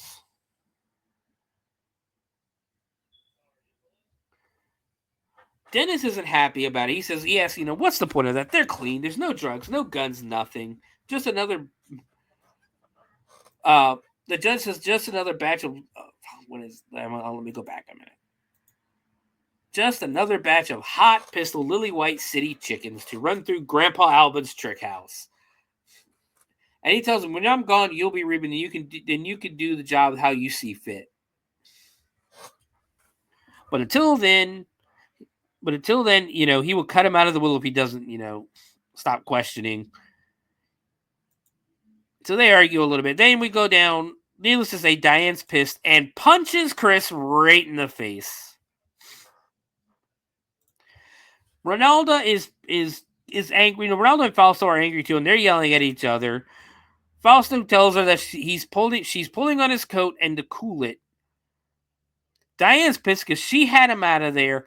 Then you had to go and open your big mouth.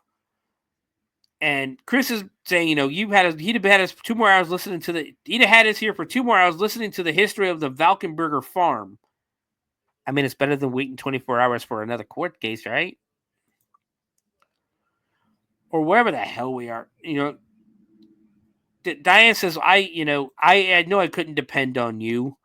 Chris tells her, I was just trying to drive us to Atlantic City for you. Diane still getting mad. Fausto fires Chris, and both him and Diane tell them to shut up.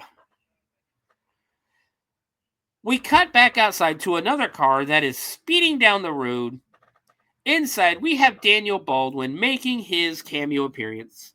with two women and another guy in the back seat. They are drinking whiskey and they are smoking weed as they're driving. Dennis catches them at 79 miles per hour in a 50, even though the sign says 55. He goes after them. They realize they got company and the cop is there. Oh, damn it. Sorry about that. They realize there's company and the cop's there. So the cop chases him down, pulls Daniel Baldwin out of the car, and of course asks him for his driver's license, registration, insurance, and fitness certificate. The first thing Baldwin pulls out is a flask. So he gets his license out, gives it to Dennis. Dennis asks if he's been drinking tonight, and he's like, Baldwin's like, well, I've had a couple. What's it to you? Dennis tells him he's going to have to blow to see how drunk he is. And Baldwin goes, what, blow you to get out of a ticket? Forget it.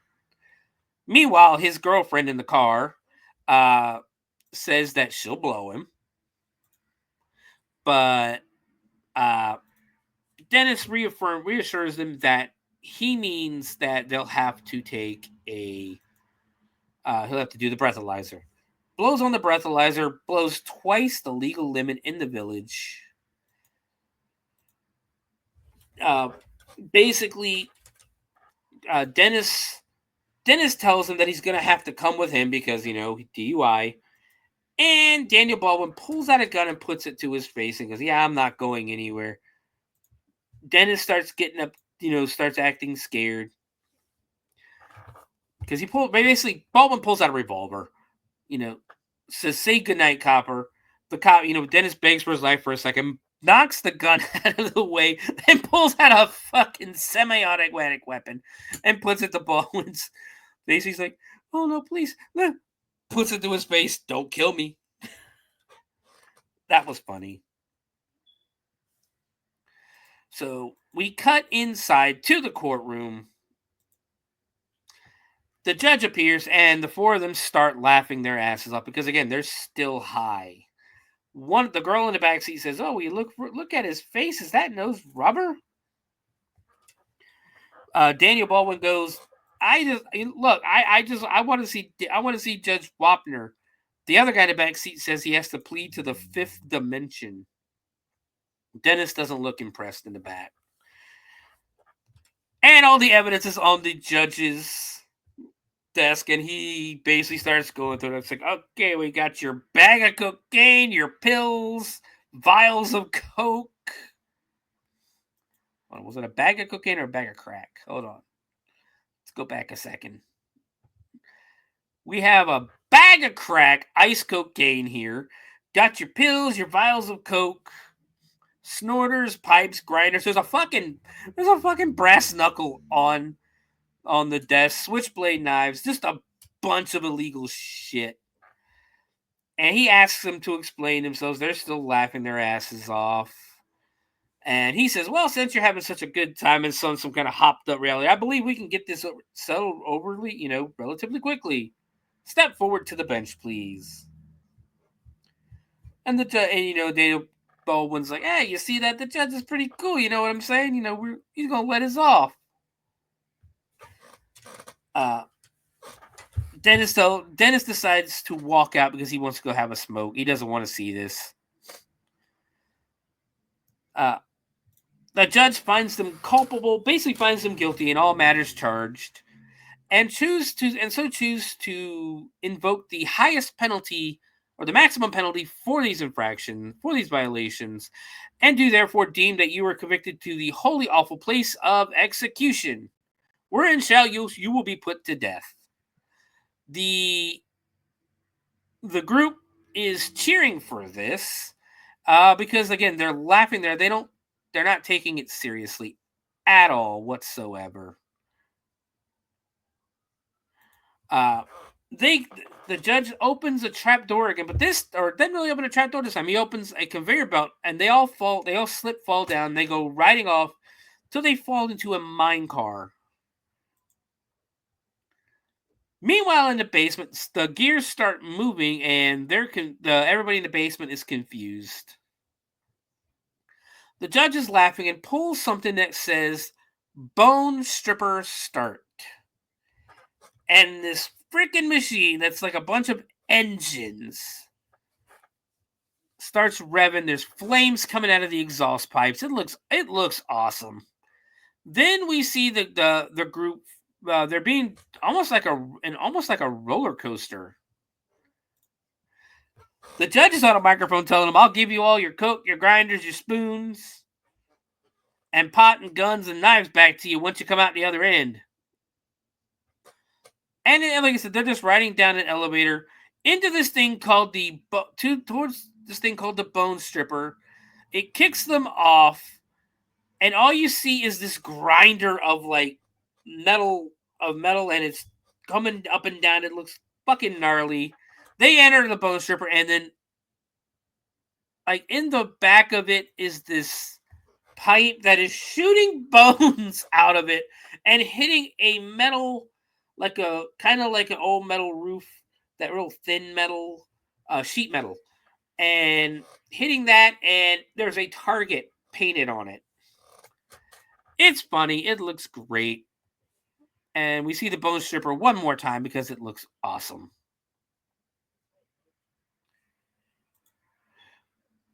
Meanwhile, in the basement, they're still talking, and Miss Purda comes down and tells them that it's time to go have dinner, and they're going to have dinner with the judge. Cut to the dining room, where there's a really big, long table, and everybody's sitting at it, including Dennis and Miss Purda. All of a sudden, the judge comes down from the ceiling. He lowers himself down on a chair from the ceiling. And yeah, it's just everybody's. He says, "Welcome to supper." Asks everybody, "How about a nice Hawaiian punch?" Puts I'm trying to think. It's not really a funnel. It's what you would put into an old oil can to pour the Hawaiian punch out. And Chris again thanks the judge, and makes the joke. Nothing like a long day after a long day of driving, as a nice warm glass of Hawaiian punch.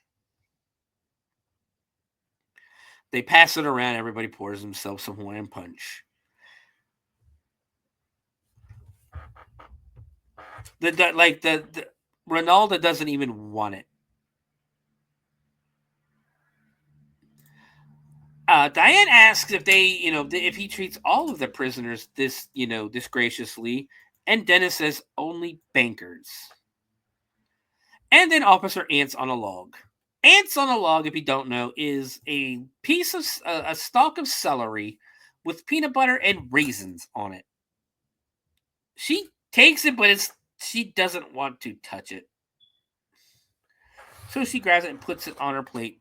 Then we hear some heavy footsteps walking down the stairs, and now we meet Eldona, Dennis's sister, John Candy in drag. It is always hilarious. He does a really good job playing a woman. She is apparently dumb, one of the best mechanics in the county, and she is mute. She does not. She was struck dumb at birth, but she does not talk. She is mute. She seems to have taken a liking to Chris.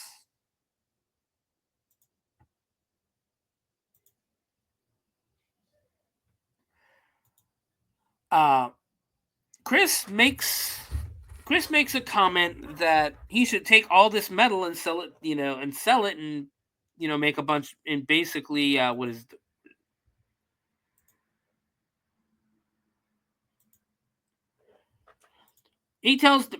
Chris tells the judge, "You've got enough vintage steel to make a few thousand Toyotas. Ever think of selling the whole place to the Japanese?"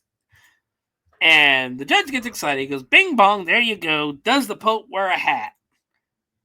Does the Pope wear a hat? Was Sergeant York's mother an angel? And will a banker grope for money?" Chris again reminds him, I'm not a banker. I'm a financial publisher. The judge goes, all I know is in 17, after they shipped me off to fight, some New York financer rolled in here one day and hog-wallered and tub-wangled my grandfather into mining the whole place out in exchange for shares in something called the United Coke Company. Do you know what those stock certificates are worth today? Just about the finest outhouse wallpaper you've ever seen. Now, the reason, they don't tell you this in the movie, but the reason that would be worthless today is because if they would have gotten it in 1917 to 1920, that would have been before the Great Depression, which started in, of course, 1929. So that stock would be fucking worthless now. And he tells them that, because of that, they were forced to become what they drove through today, burnt out coal field, the biggest icebox graveyard east of the Ohio Foundry Belt. And that's why he never lets a banker go. Fausto gets stupid. He goes, so your grandfather made a bad deal. Is that our problem? Diane is trying to appeal to the judge's kinder side and says, and tells him, well, that's a very, very tragic story. And the judge says, I believe it is. Ronaldo says he should write a book. And then Eldona comes back with really, it's hard to describe this thing, but it's a contraption. And the judge asks how they like their dogs. Chris looks scared. Diane freaks out a little bit and thinks they're serving dog. And the judge goes, no. Hot dogs. Dutch Country Hereford's prize winners. Diane is excited that their hot dogs are not actual dogs. She pulls out, and again, this is probably not disgusting in all honesty, the grayest looking hot dog and sauerkraut you've ever seen. And puts it on the plate.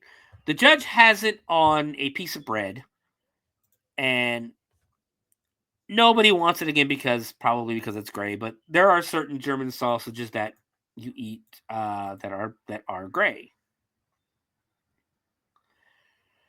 The judge then hits another button, and the inside of the table disappears, and a railroad track rises up with a train that has all the condiments you would need for your hot dog. It is actually pretty close if the train fucking stopped. But it only stops in front of the judge. Who puts mustard, ketchup, and onions on his hot dog. And he's, telling him, go ahead, grab what you want. Grab the condiments you want, eat what you want, Then all of a sudden, there is a huge earthquake in the building. The whole building starts shaking. You hear rumbling. The Jell-O starts shaking a little bit. You see an explosion outside, and the judge just looks. And of course, the prisoners are looking scared about that. Ronaldo asks what that was. And just like, it's just a mine fire. Been burning since 1926. And he says, nothing will cause us to interrupt our meal.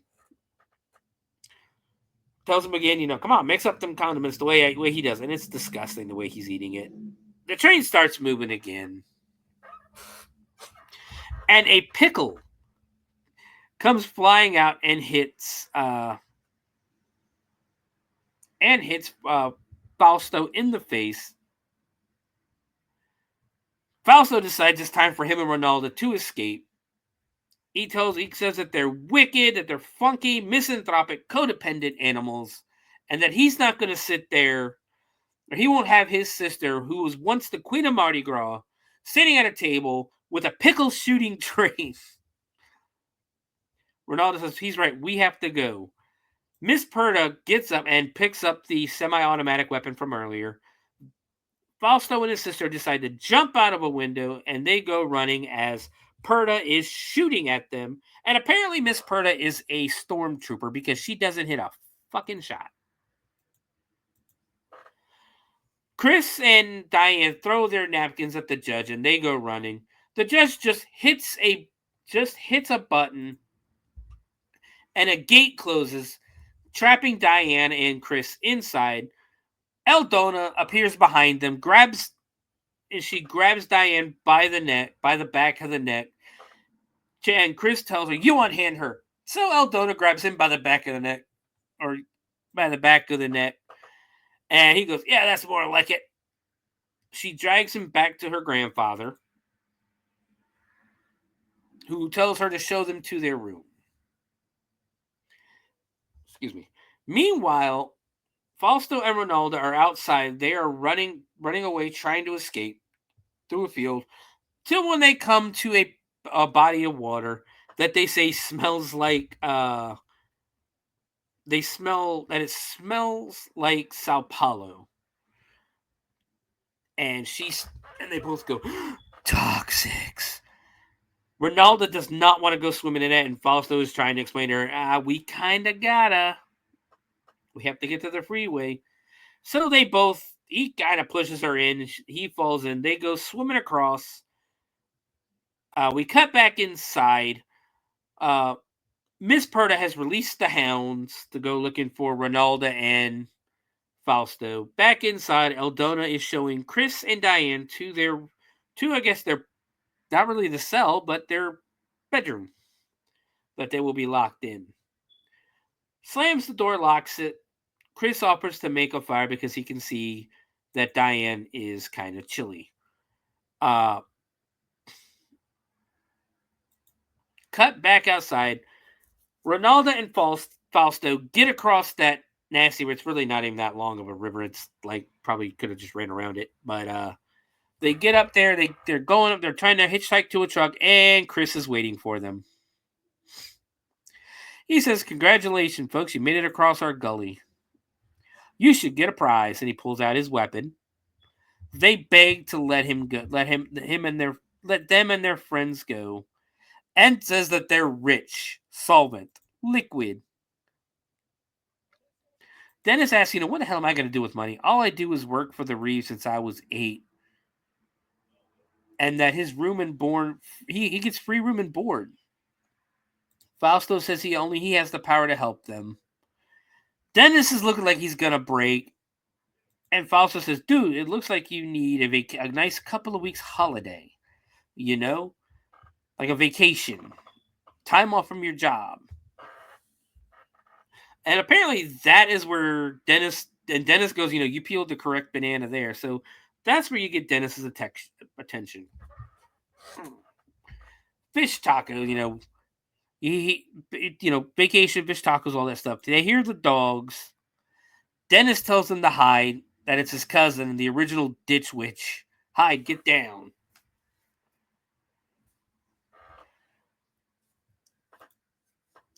Back inside the room, Chris basically asks if the guy that they're going to see dumped her, which, yes.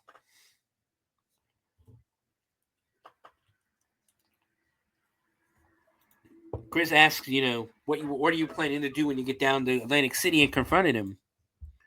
What were you going to do? Slap his face in front of a room full of investors?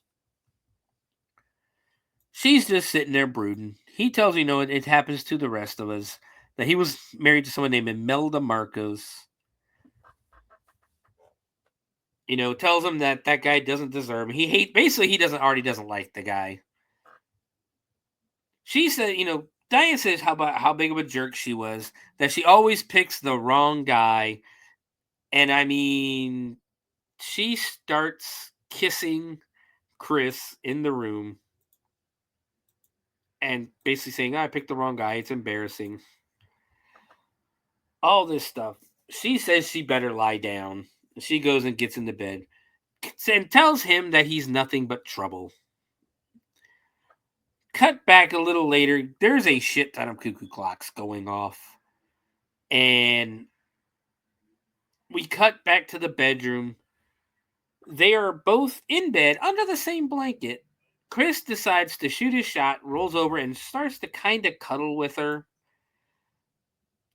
The camera cuts to the right, and we see somebody looking in a window in a painting. We really can't see who it is, but I'm going to assume it's Eldora. Because a bugle starts playing and the bed starts spinning round and round. They've grabbed each other because now they're awake. Then the door opens. They both get up and start running for the door, trying to get out, thinking they got an escape. As they're walking through, they hear another door They hear another door slam, so they cut a different way. And they start opening doors on this floor, which is funny because they open the first door. Well, they open the first door and hold on, we're getting to it. It's just a room full of baby dolls. It's like a closet full of baby dolls and things. And Chris goes, "Oh, must be the nursery." The next room, it is a room full of bats and a pile of guano. For if you don't know, guano is bat shit, and apparently it's worth a lot of money. Open another door, and it is a tomb. It is a grave, tombstone that says, "Rest in peace, Marjorie Valkenheiser. She forgot to duck." They keep running and trying to open doors, but then they turn and notice that the wall is pushing towards them and closing in on them. The doors at the other end of the hallway shut, so they're about to be crushed by this door or by this wall. Chris is banging on another door, finally gets it open, pulls her to safety just as the wall would have crushed her. Now they are stuck in the attic. They push open the door on the floor, enter the attic, and then a safe rolls down and covers the door. They're trapped up there. While they're up there, they see all of these IDs and passports and everything glued to the wall and some newspaper clippings. With some of them have newspaper clippings with the IDs and social security cards and things like that. Busload of Hare Krishnas have disappeared, heading to ashram. Motorcycle gang is missing. They even find ex-Nazi rocket scientist vanishes. And then, of course, they find Jimmy Hoffa, his license, his ID and everything. And they realize, basically, that all these people have never left Valkyria, or Valkyria. I can't remember the name of it. We cut back out, and Eldona has the tow truck with Chris's BMW and is pulling it to a spot so she can do some work on it. Cut back inside. Diane and Chris have lit cigars, and they're basically just sitting on a couch smoking cigars in the attic. When another door opens up, and it leads to a slide. Diane says they should probably go down the slide, but there could be a bunch of spikes at the end, but the door shuts on them and goes, "Well, I guess we have one way to go." They go sliding down. And it's just a scene, of them sliding down a slide. Diane goes one way, Chris goes another. Diane lands chest first on the ground, outside in the dirt. Chris lands in a pile of bones. Diane is yelling for Chris. Of course, Chris isn't going to come because he's went somewhere else. In the bones, he sees there is a hole to the room of the Reeve.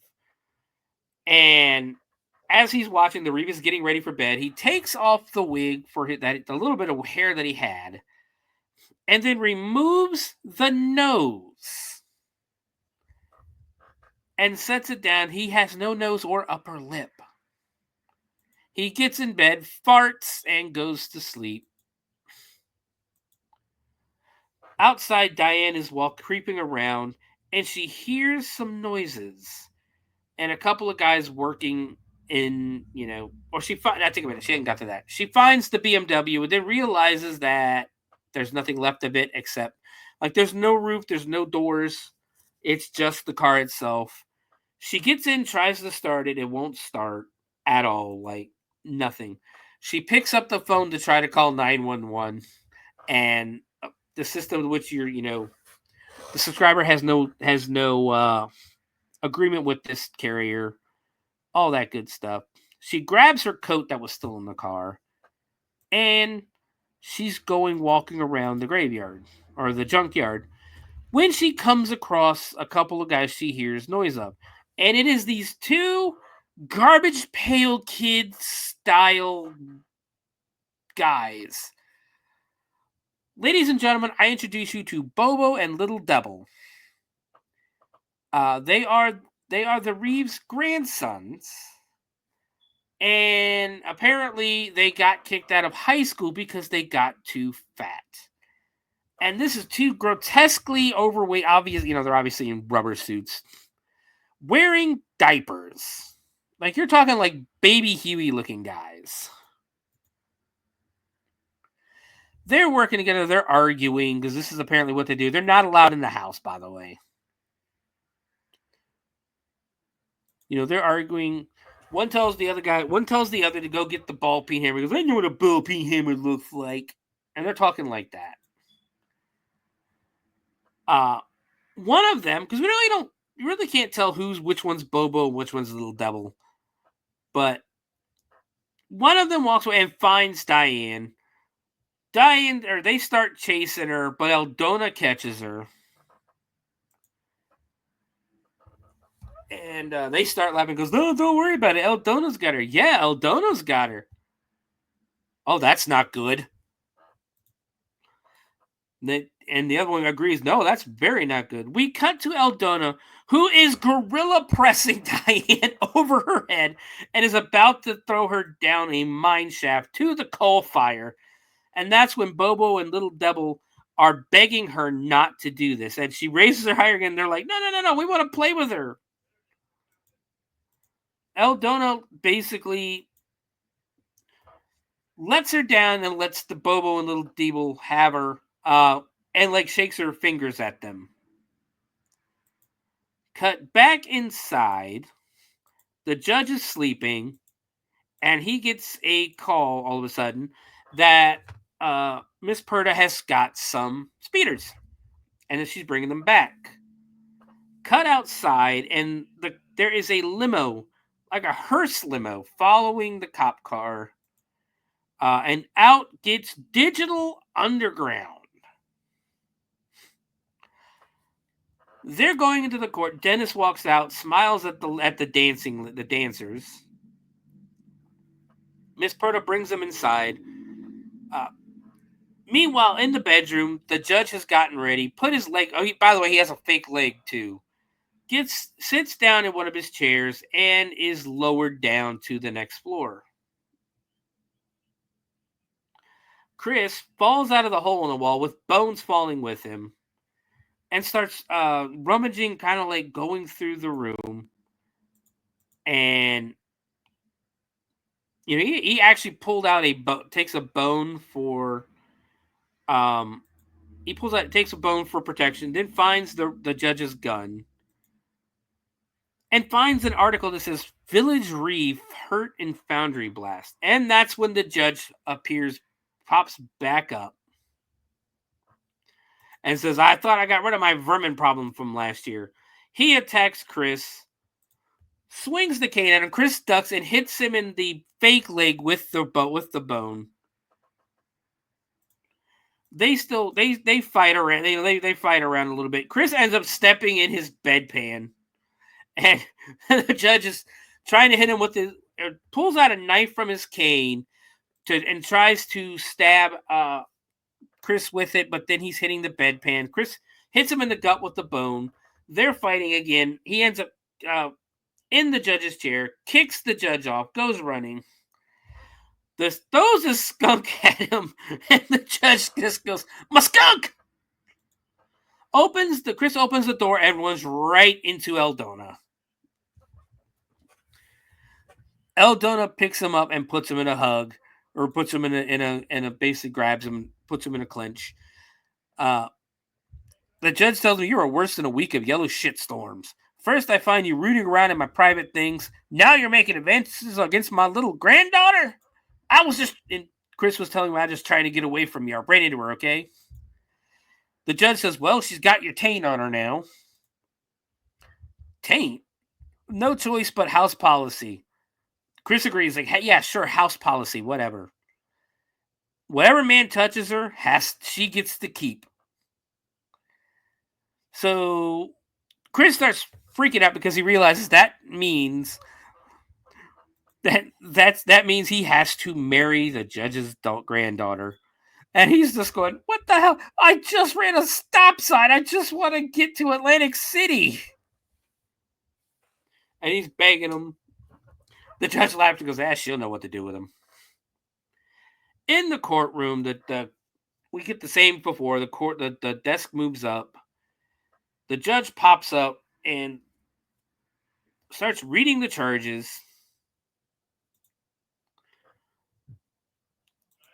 She gives them all their IDs and that. He finds out their instrument, they're musicians, so he tells them to bring the instruments in and set them up. We cut into Eldona's bedroom where she is showing him pieces of underwear.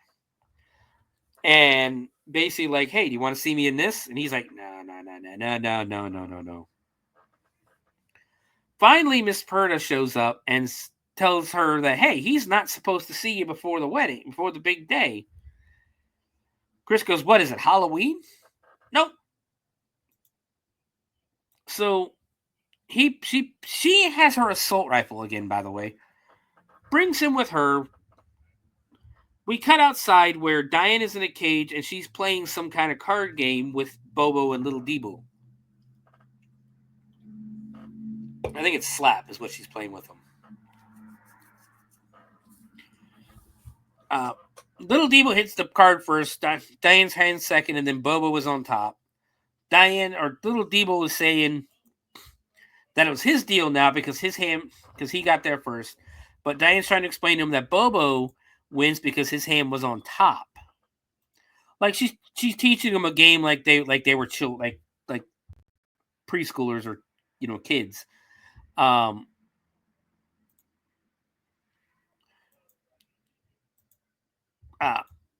They're gonna play another hand. Bobo says if he wins, he gets another bowl of cereal. Little Debo says that if I win, I get Diane. And Diane's like, no. So they're still playing. Tells Bobo to deal him. Go back inside. And Digital Underground starts playing the song. And again, I love this song. I wish I could play it for you. It is All Around the World, same song. It is a great song. I love this song so much.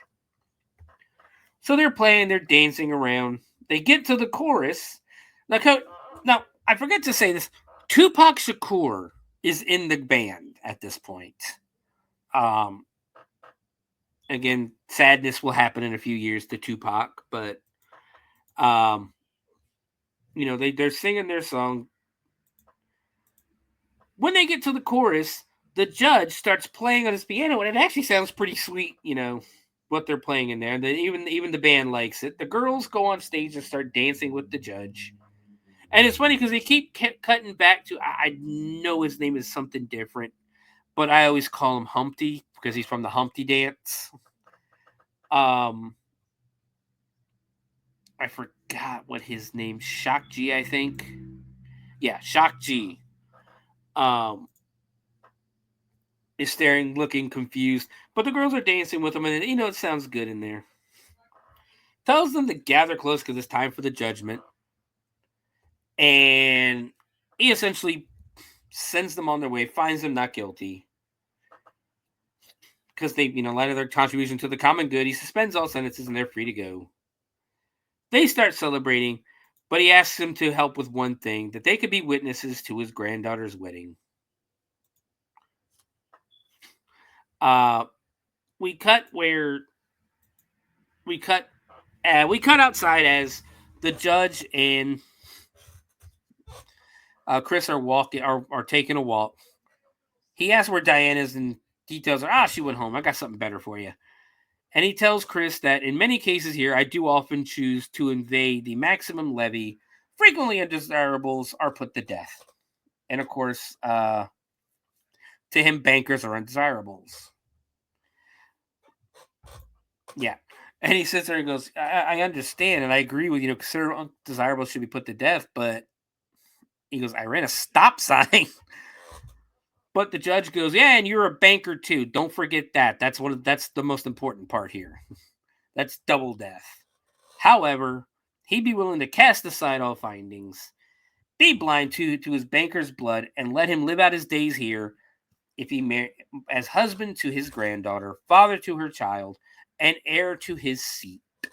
Because apparently Dennis, So he basically tells him, the judge tells Chris that, I know women, she loves you. And he essentially agrees. They turn around and Aldona is standing on the stairs in a wedding dress. And Digital Underground is playing the wedding march. Dun, dun, dun, dun. So they cut inside, and the judge is, marrying the couple. And he basically does in his own way, he does do you take this woman to be your lawfully wedded wife?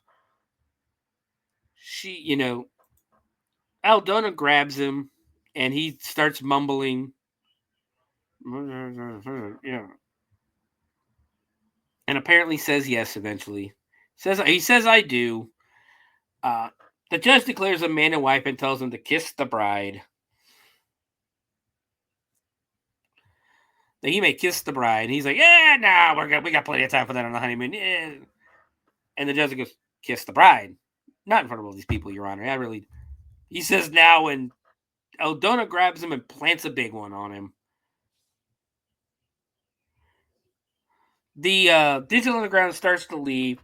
Chris starts screaming, help me, get out of here. These people are dangerous, help! Which pisses the judge off. Goes with damn city. Hold on, what does he call him? Hold on. I love all of the insults that Dan Akroyd has for this movie. Calls me weak-livered puffball. Damn city working yuppity well wallet. You done hurt my granddaughter. So now it's time for him. See, the judge hits the button for the bone stripper, and Chris goes flying out the door. The judge pulls the bone stripper start. He's in the roller coaster down to the bone stripper.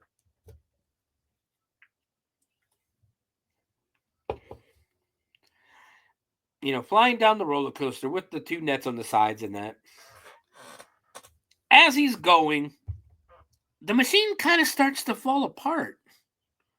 He gets down to the conveyor belt that leads into the bone stripper. He gets thrown out of the cart onto the conveyor belt. As he's getting closer and closer to the blades, the machine starts to fall apart and ends up breaking as he finally gets drug inside of it. They blow the belt. Nothing comes shooting out except for Chris himself comes shooting out of the tube. Chris runs for freedom. The judge is freaking out. Miss Purda says we must have blew a belt. The judge says tell Aldona to hurry up and go fix it. And Miss Purda reminds her to easier on her grandpa. She's mighty broke up. And says that she'll go catch him. Chris is walking around the junkyard looking for Diane. Meanwhile, Dennis is in his room packing. We cut outside, and now we have a new machine. They have gone to fetch Diane from Bobo and Little Deeble. We go outside, and we see a new machine, the USS Greater Time. What they've done is it's almost like guillotine with 3 blades, and the 3 blades are what you would put on like a bulldozer to dig into the ground. And they're essentially going to tie Diane to this thing. Bobo and Little Debo still have Diane. The judge tells them to get out of here, that they're spoiled rotten, and to go back to the hole they crawled out of. Diane is nervously tapping on patting him on the shoulder, going, yeah, kids today, that she doesn't want to go on this machine and that. And he says, well, I'm ready to let you go. All you have to do is get on the 2-way and tell Chris to come to turn himself in, and we'll put him there. They get on the 2-way, which is basically like a PA system. And the judge says he's willing to make a trade, that if he lies down in the place of his hot little lawyer, she'll go free, and basically he gets it. And we'll all be happy, including you. Diane then the judge asks where the hell Dennis is. Diane gets the microphone for the PA. And Diane tells Chris to run for his life. These people are going to crazy. They're going to kill him. The judge gets pissed and tells him he has 5 minutes to turn himself in, and no gallantry and no suicide stunts. Just come on in. Chris is at the top of a mountain overlooking everything. And he basically talking to himself. He goes, okay, you liver spot. I'll come down there. Eldona wants to kill somebody. So she sits and watches as Bobo and Little Debo are tying Diane to the pallets that are basically right underneath the blades. And she's screaming, I've changed my mind. You should consider some help, some therapy to the judge in that. She says you should consider some help and some therapy, and Bobo goes, he won't go. The judge is still calling for Chris. Chris is on a tower of abandoned buses looking down. He sees that they're tying her up, and I guess he's getting an idea. The judge is saying, come on now, banker. What's wrong with this little girl? Why won't you come help her? And he starts counting down. Diane starts yelling, Chris, I really didn't mean for you to save yourself. Get your ass down here and save me. And they're counting down. Chris takes a piece, I think his jacket, puts it in a barrel and pushes it towards a bunch of other barrels. And causes, right as the judge hits one, causes a giant explosion, throwing everybody down, knocking everybody down. Chris runs over and starts untying Diane and pulls her out of the way just as the blades were coming down. They go running. Eldona can't catch them. The judge is shooting at them. Bobo and Little Debo, and he asks who the other two were, and Diane tells him, Bobo and Little Debo, they're not allowed in the house. Bobo and Little Debo start driving a car with Miss Perda in it as they're chasing Diane and Chris. They end up finding Chris's car, Chris's Beamer. Diane says it won't start. Oh, wait. Oh, we're jumped ahead a little bit. They hear the train whistling. And because they get to the same spot that Falco and Ronaldo got to earlier, and they didn't jump in the water. They go running when they hear the train because they're going to go try to catch the train. She's yelling, Miss Perda is yelling at Bobo and Little Debo to drive the car, or Bobo's driving. Bobo to shut up and drive. They're climbing to the top of the embankment to catch the train. Once again, Miss Perda is shooting at him, and apparently I will say it over and over again. Apparently, she is a stormtrooper, secretly a stormtrooper, because she doesn't hit one shot. They're trying to flag down the train, but the train ain't gonna fucking stop because it's a train. The trains can't stop. They go running after it. Chris grabs onto the very last car of the train, grabs for Diane. She jumps. He catches, pulls her onto the train. They climb up to the top as Miss Perta gets on top again and starts shooting and misses again. The train gets away. They decide they're going to go stop somewhere for help. As the train, flies, rails away, Bobo and little Debo are crying and saying, "Bye, Diane." And they're crying for Diane. We cut to Diane and Chris, who are on top of the train sleeping. As it arrives in, I would assume, Trenton.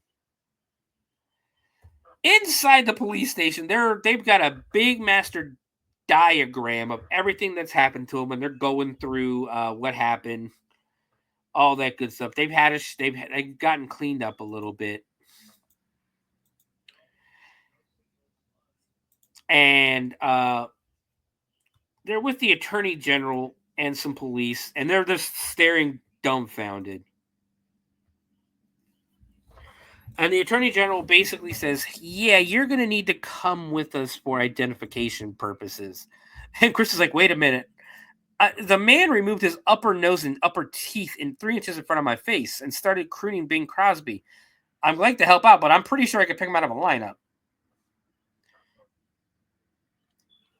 Diane, being the lawyer that she is, says that they'll be glad to do it, and then gives Chris the puppy dog eyes, who agrees now, knowing this is probably a bad idea.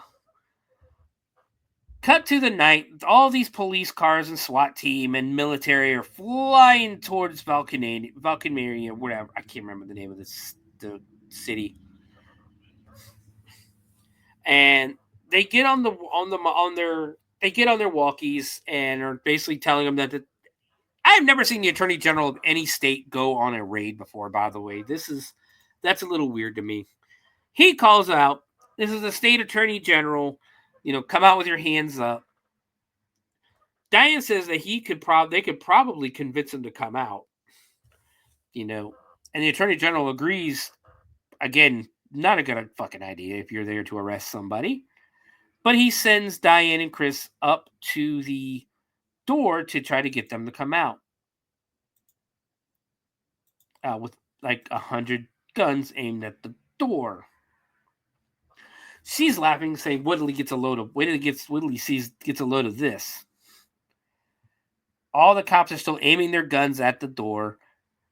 They knock, or they ring the doorbell, and the judge answers, acting asking them why they're bothering an old man at this time of night. Eldona is behind him with a rolling pin.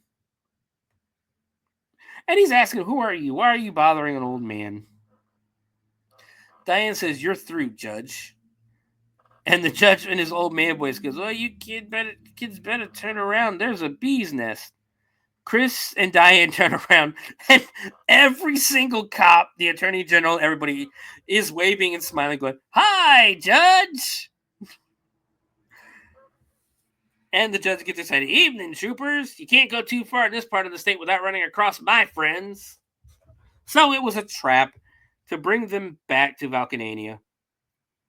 The attorney general says, "Alvin is something, is he? Of course we can't admit that we appreciate the way he gets things done. And since you know what you know, I'm afraid we're going to have to come to some kind of a rate." And then the rumbling starts. And it's bigger than the last time. There's an explosion out of the vent pipes. The judge yells, "It's the coal fire. The seams are giving way. Run for your lives." Everybody goes running. The whole house starts falling apart. The stairs fall apart on the end, and Diane almost falls into the fire, and Chris once again saves her. We cut to an outhouse where the door falls off, and Miss Perta is in the outhouse. They're shaking, and she looks up, and the whole outhouse falls into the coal fire. They go running. They find the BMW. Chris tells her, "Hey, you look at my car." She reminds him that it doesn't start, and he goes, No, there's some kind of weird way you got to start it, or the fuel won't go. The car starts, and they go driving, and she reminds him, "Hey, there's no seatbelts." He goes, "There's no fucking roof." They stop and turn around to watch as the entire house falls into the coal fire. The police are running. Everyone's running for their lives. Diane and Chris once again make their escape from Vulcanvania. We now cut to Brazil and the Christ of the Redeemer statue. And Fausto and Ronaldo are at their house. And Fausto says, when I think of Vulcanvania, all I think is I would do it again. Dennis goes, I wouldn't.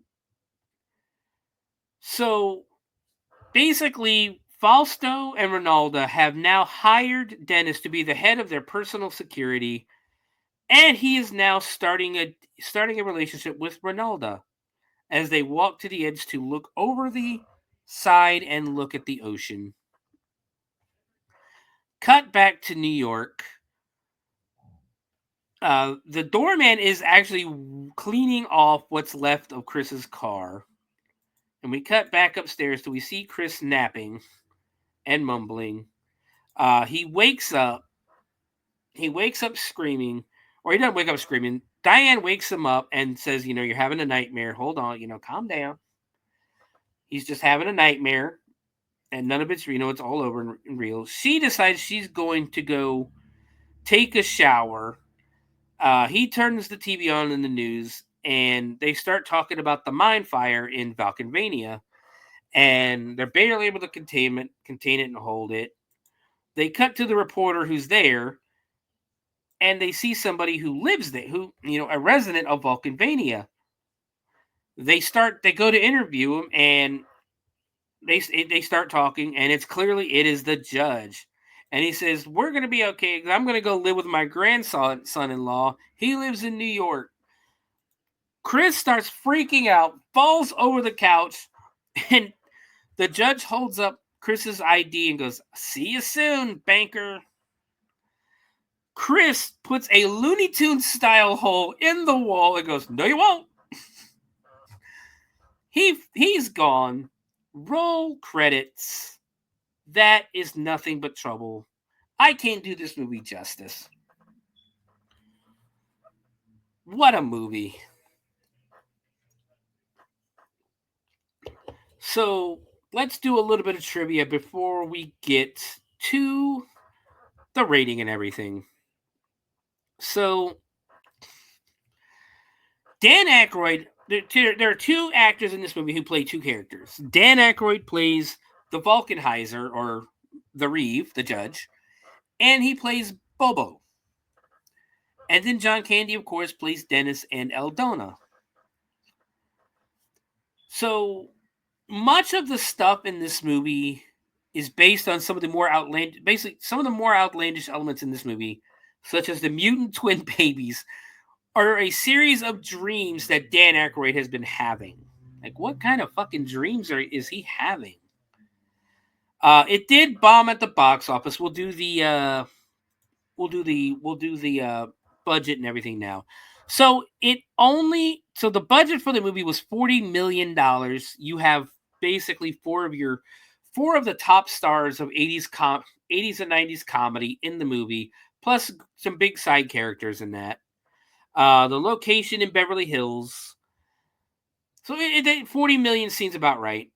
All the stuff they had to build for it. It only grossed $8,479,793 at the box office. So the studio did take a $31 million hit. When it came out, it was panned by critics and was a box office flop. But the song, same song, Digital Underground's same song, was a hit. The Dan Akroyd wanted Chris Thorne. Dan Akroyd was basically wanted to play Chris Thorne, but the studio wanted Chevy Chase to play that role instead. And Dan Akroyd agreed because everything Chevy Chase was touching was a hit. Dan Akroyd, like I said, directed, produced, and wrote the script, played two roles. Chevy Chase did make fun of the movie while promoting the Chevy Chase show. This would actually be the only directorial credit of Dan Akroyd's career. Not that it's over, but he is getting up there in age. After failing to get a director to sign to play on the film, Dan Akroyd agreed to secure the funds and get it made, despite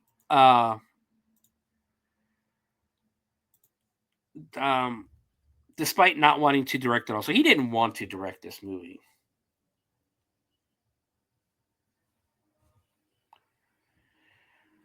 So, on the set, apparently Chevy Chase was verbally abusive to everyone on set. He tried to speak on Demi Moore's behalf about her skimpy costume and stated that he had more worth than Dan Akroyd because Chevy Chase had the bigger paycheck. The crew was pissed off in that. So let's get this other. I'm gonna bring up this other story real quick. This is just a paragraph of the story from the moviebabble.com. This article was written on February 23rd of 2021. So, admittedly, Nothing But Trouble had its problems, starting with its leading man, Chevy Chase. When Chase was offered the script, he didn't even like it, but thought of working with his friend and fellow Spies Like Us co-star intrigued him. The studio loved the idea of having Chase star in the film, because at the time, Chase was still considered a decent box office draw, though his career would stagnate swiftly after Nothing But Trouble, especially with his ill attempt at being a late show host. He was paid substantially more than any of the other cast members. If you don't know, and I have heard this before, Chevy Chase is infamous for being difficult to work with and basically being a pain in the ass.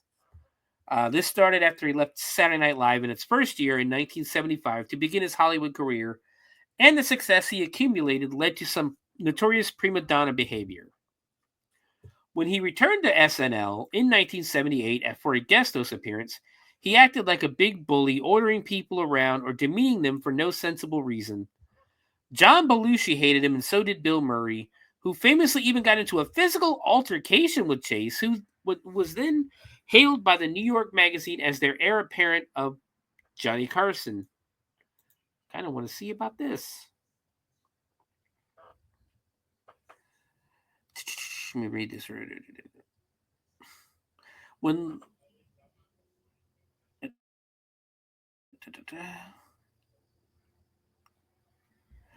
So apparently, according to this person, this Nick DeSemlin, he released a book called Wild and Crazy Guys, How the Comedy Mavericks of 80s Changed Hollywood Forever.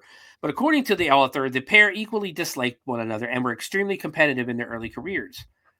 When Chase left, Murray became a rising star in SNL and seemed to replace him, but Chevy Chase returned to guest host off his fresh stardom that things didn't go too well between them, and different witnesses have different versions of the story. Director Jonathan Landis, who witnessed the fight, told DeSemlin it was a huge altercation. They were big guys really going at it, slapping at each other, screaming at each other, calling each other terrible names.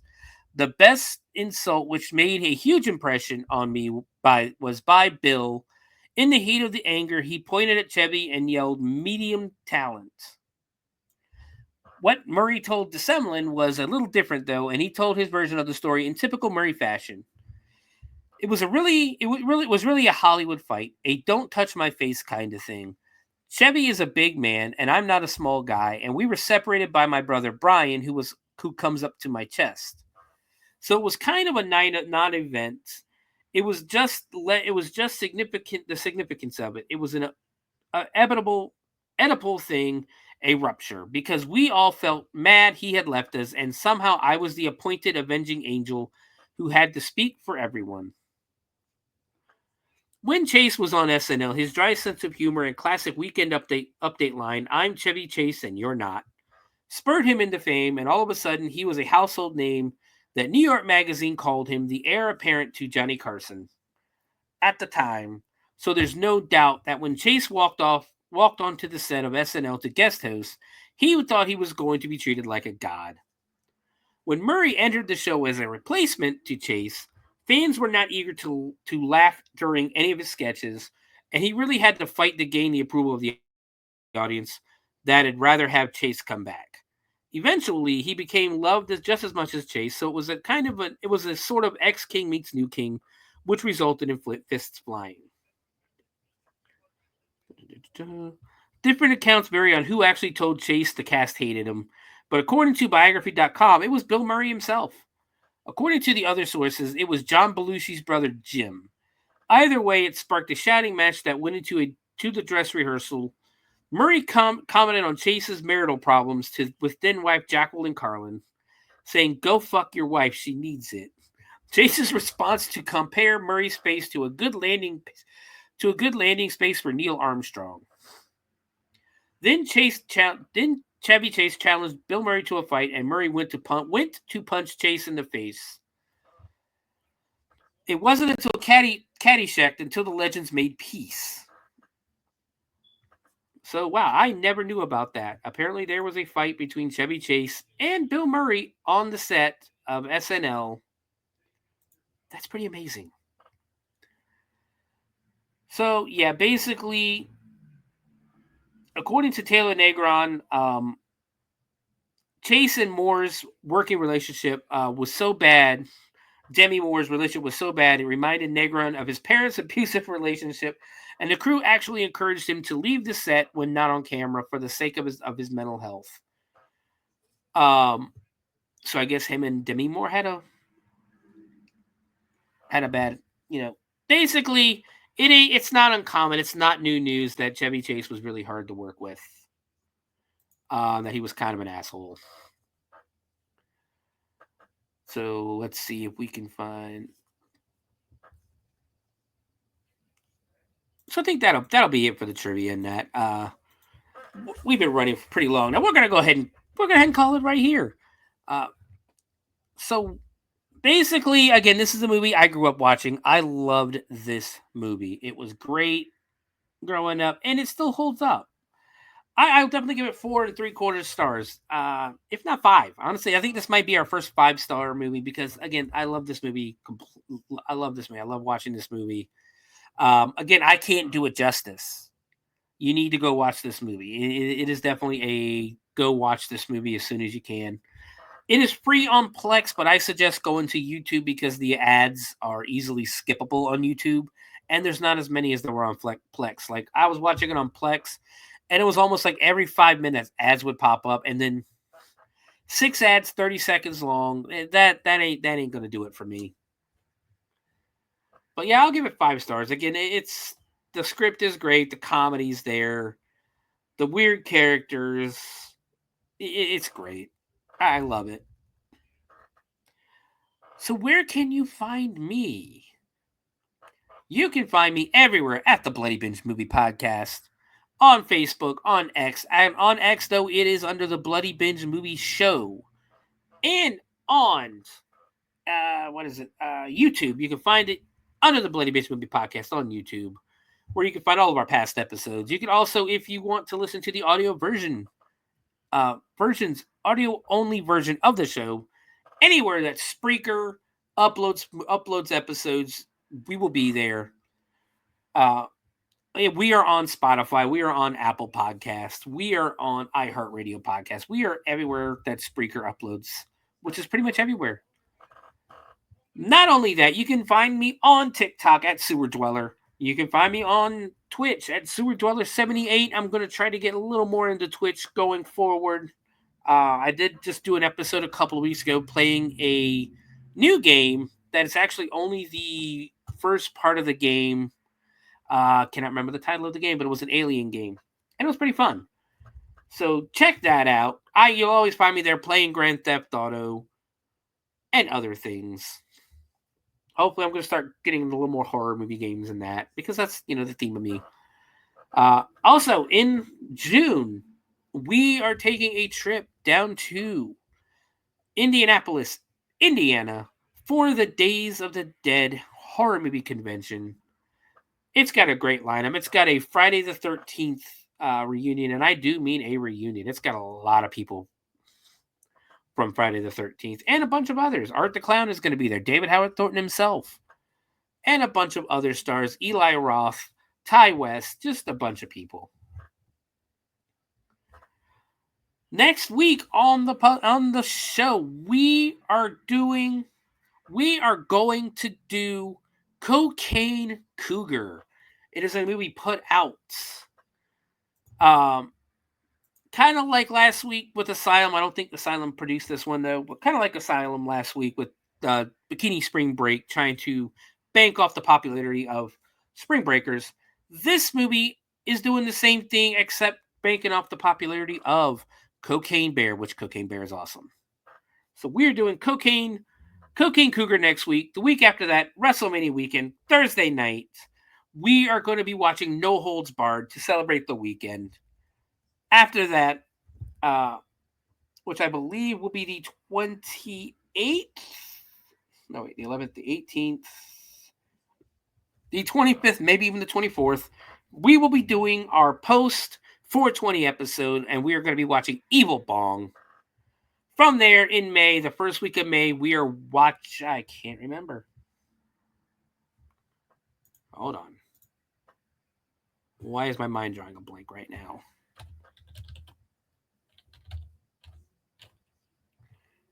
My mind is drawing a complete blank right now. Where's my list? No, that's not my list.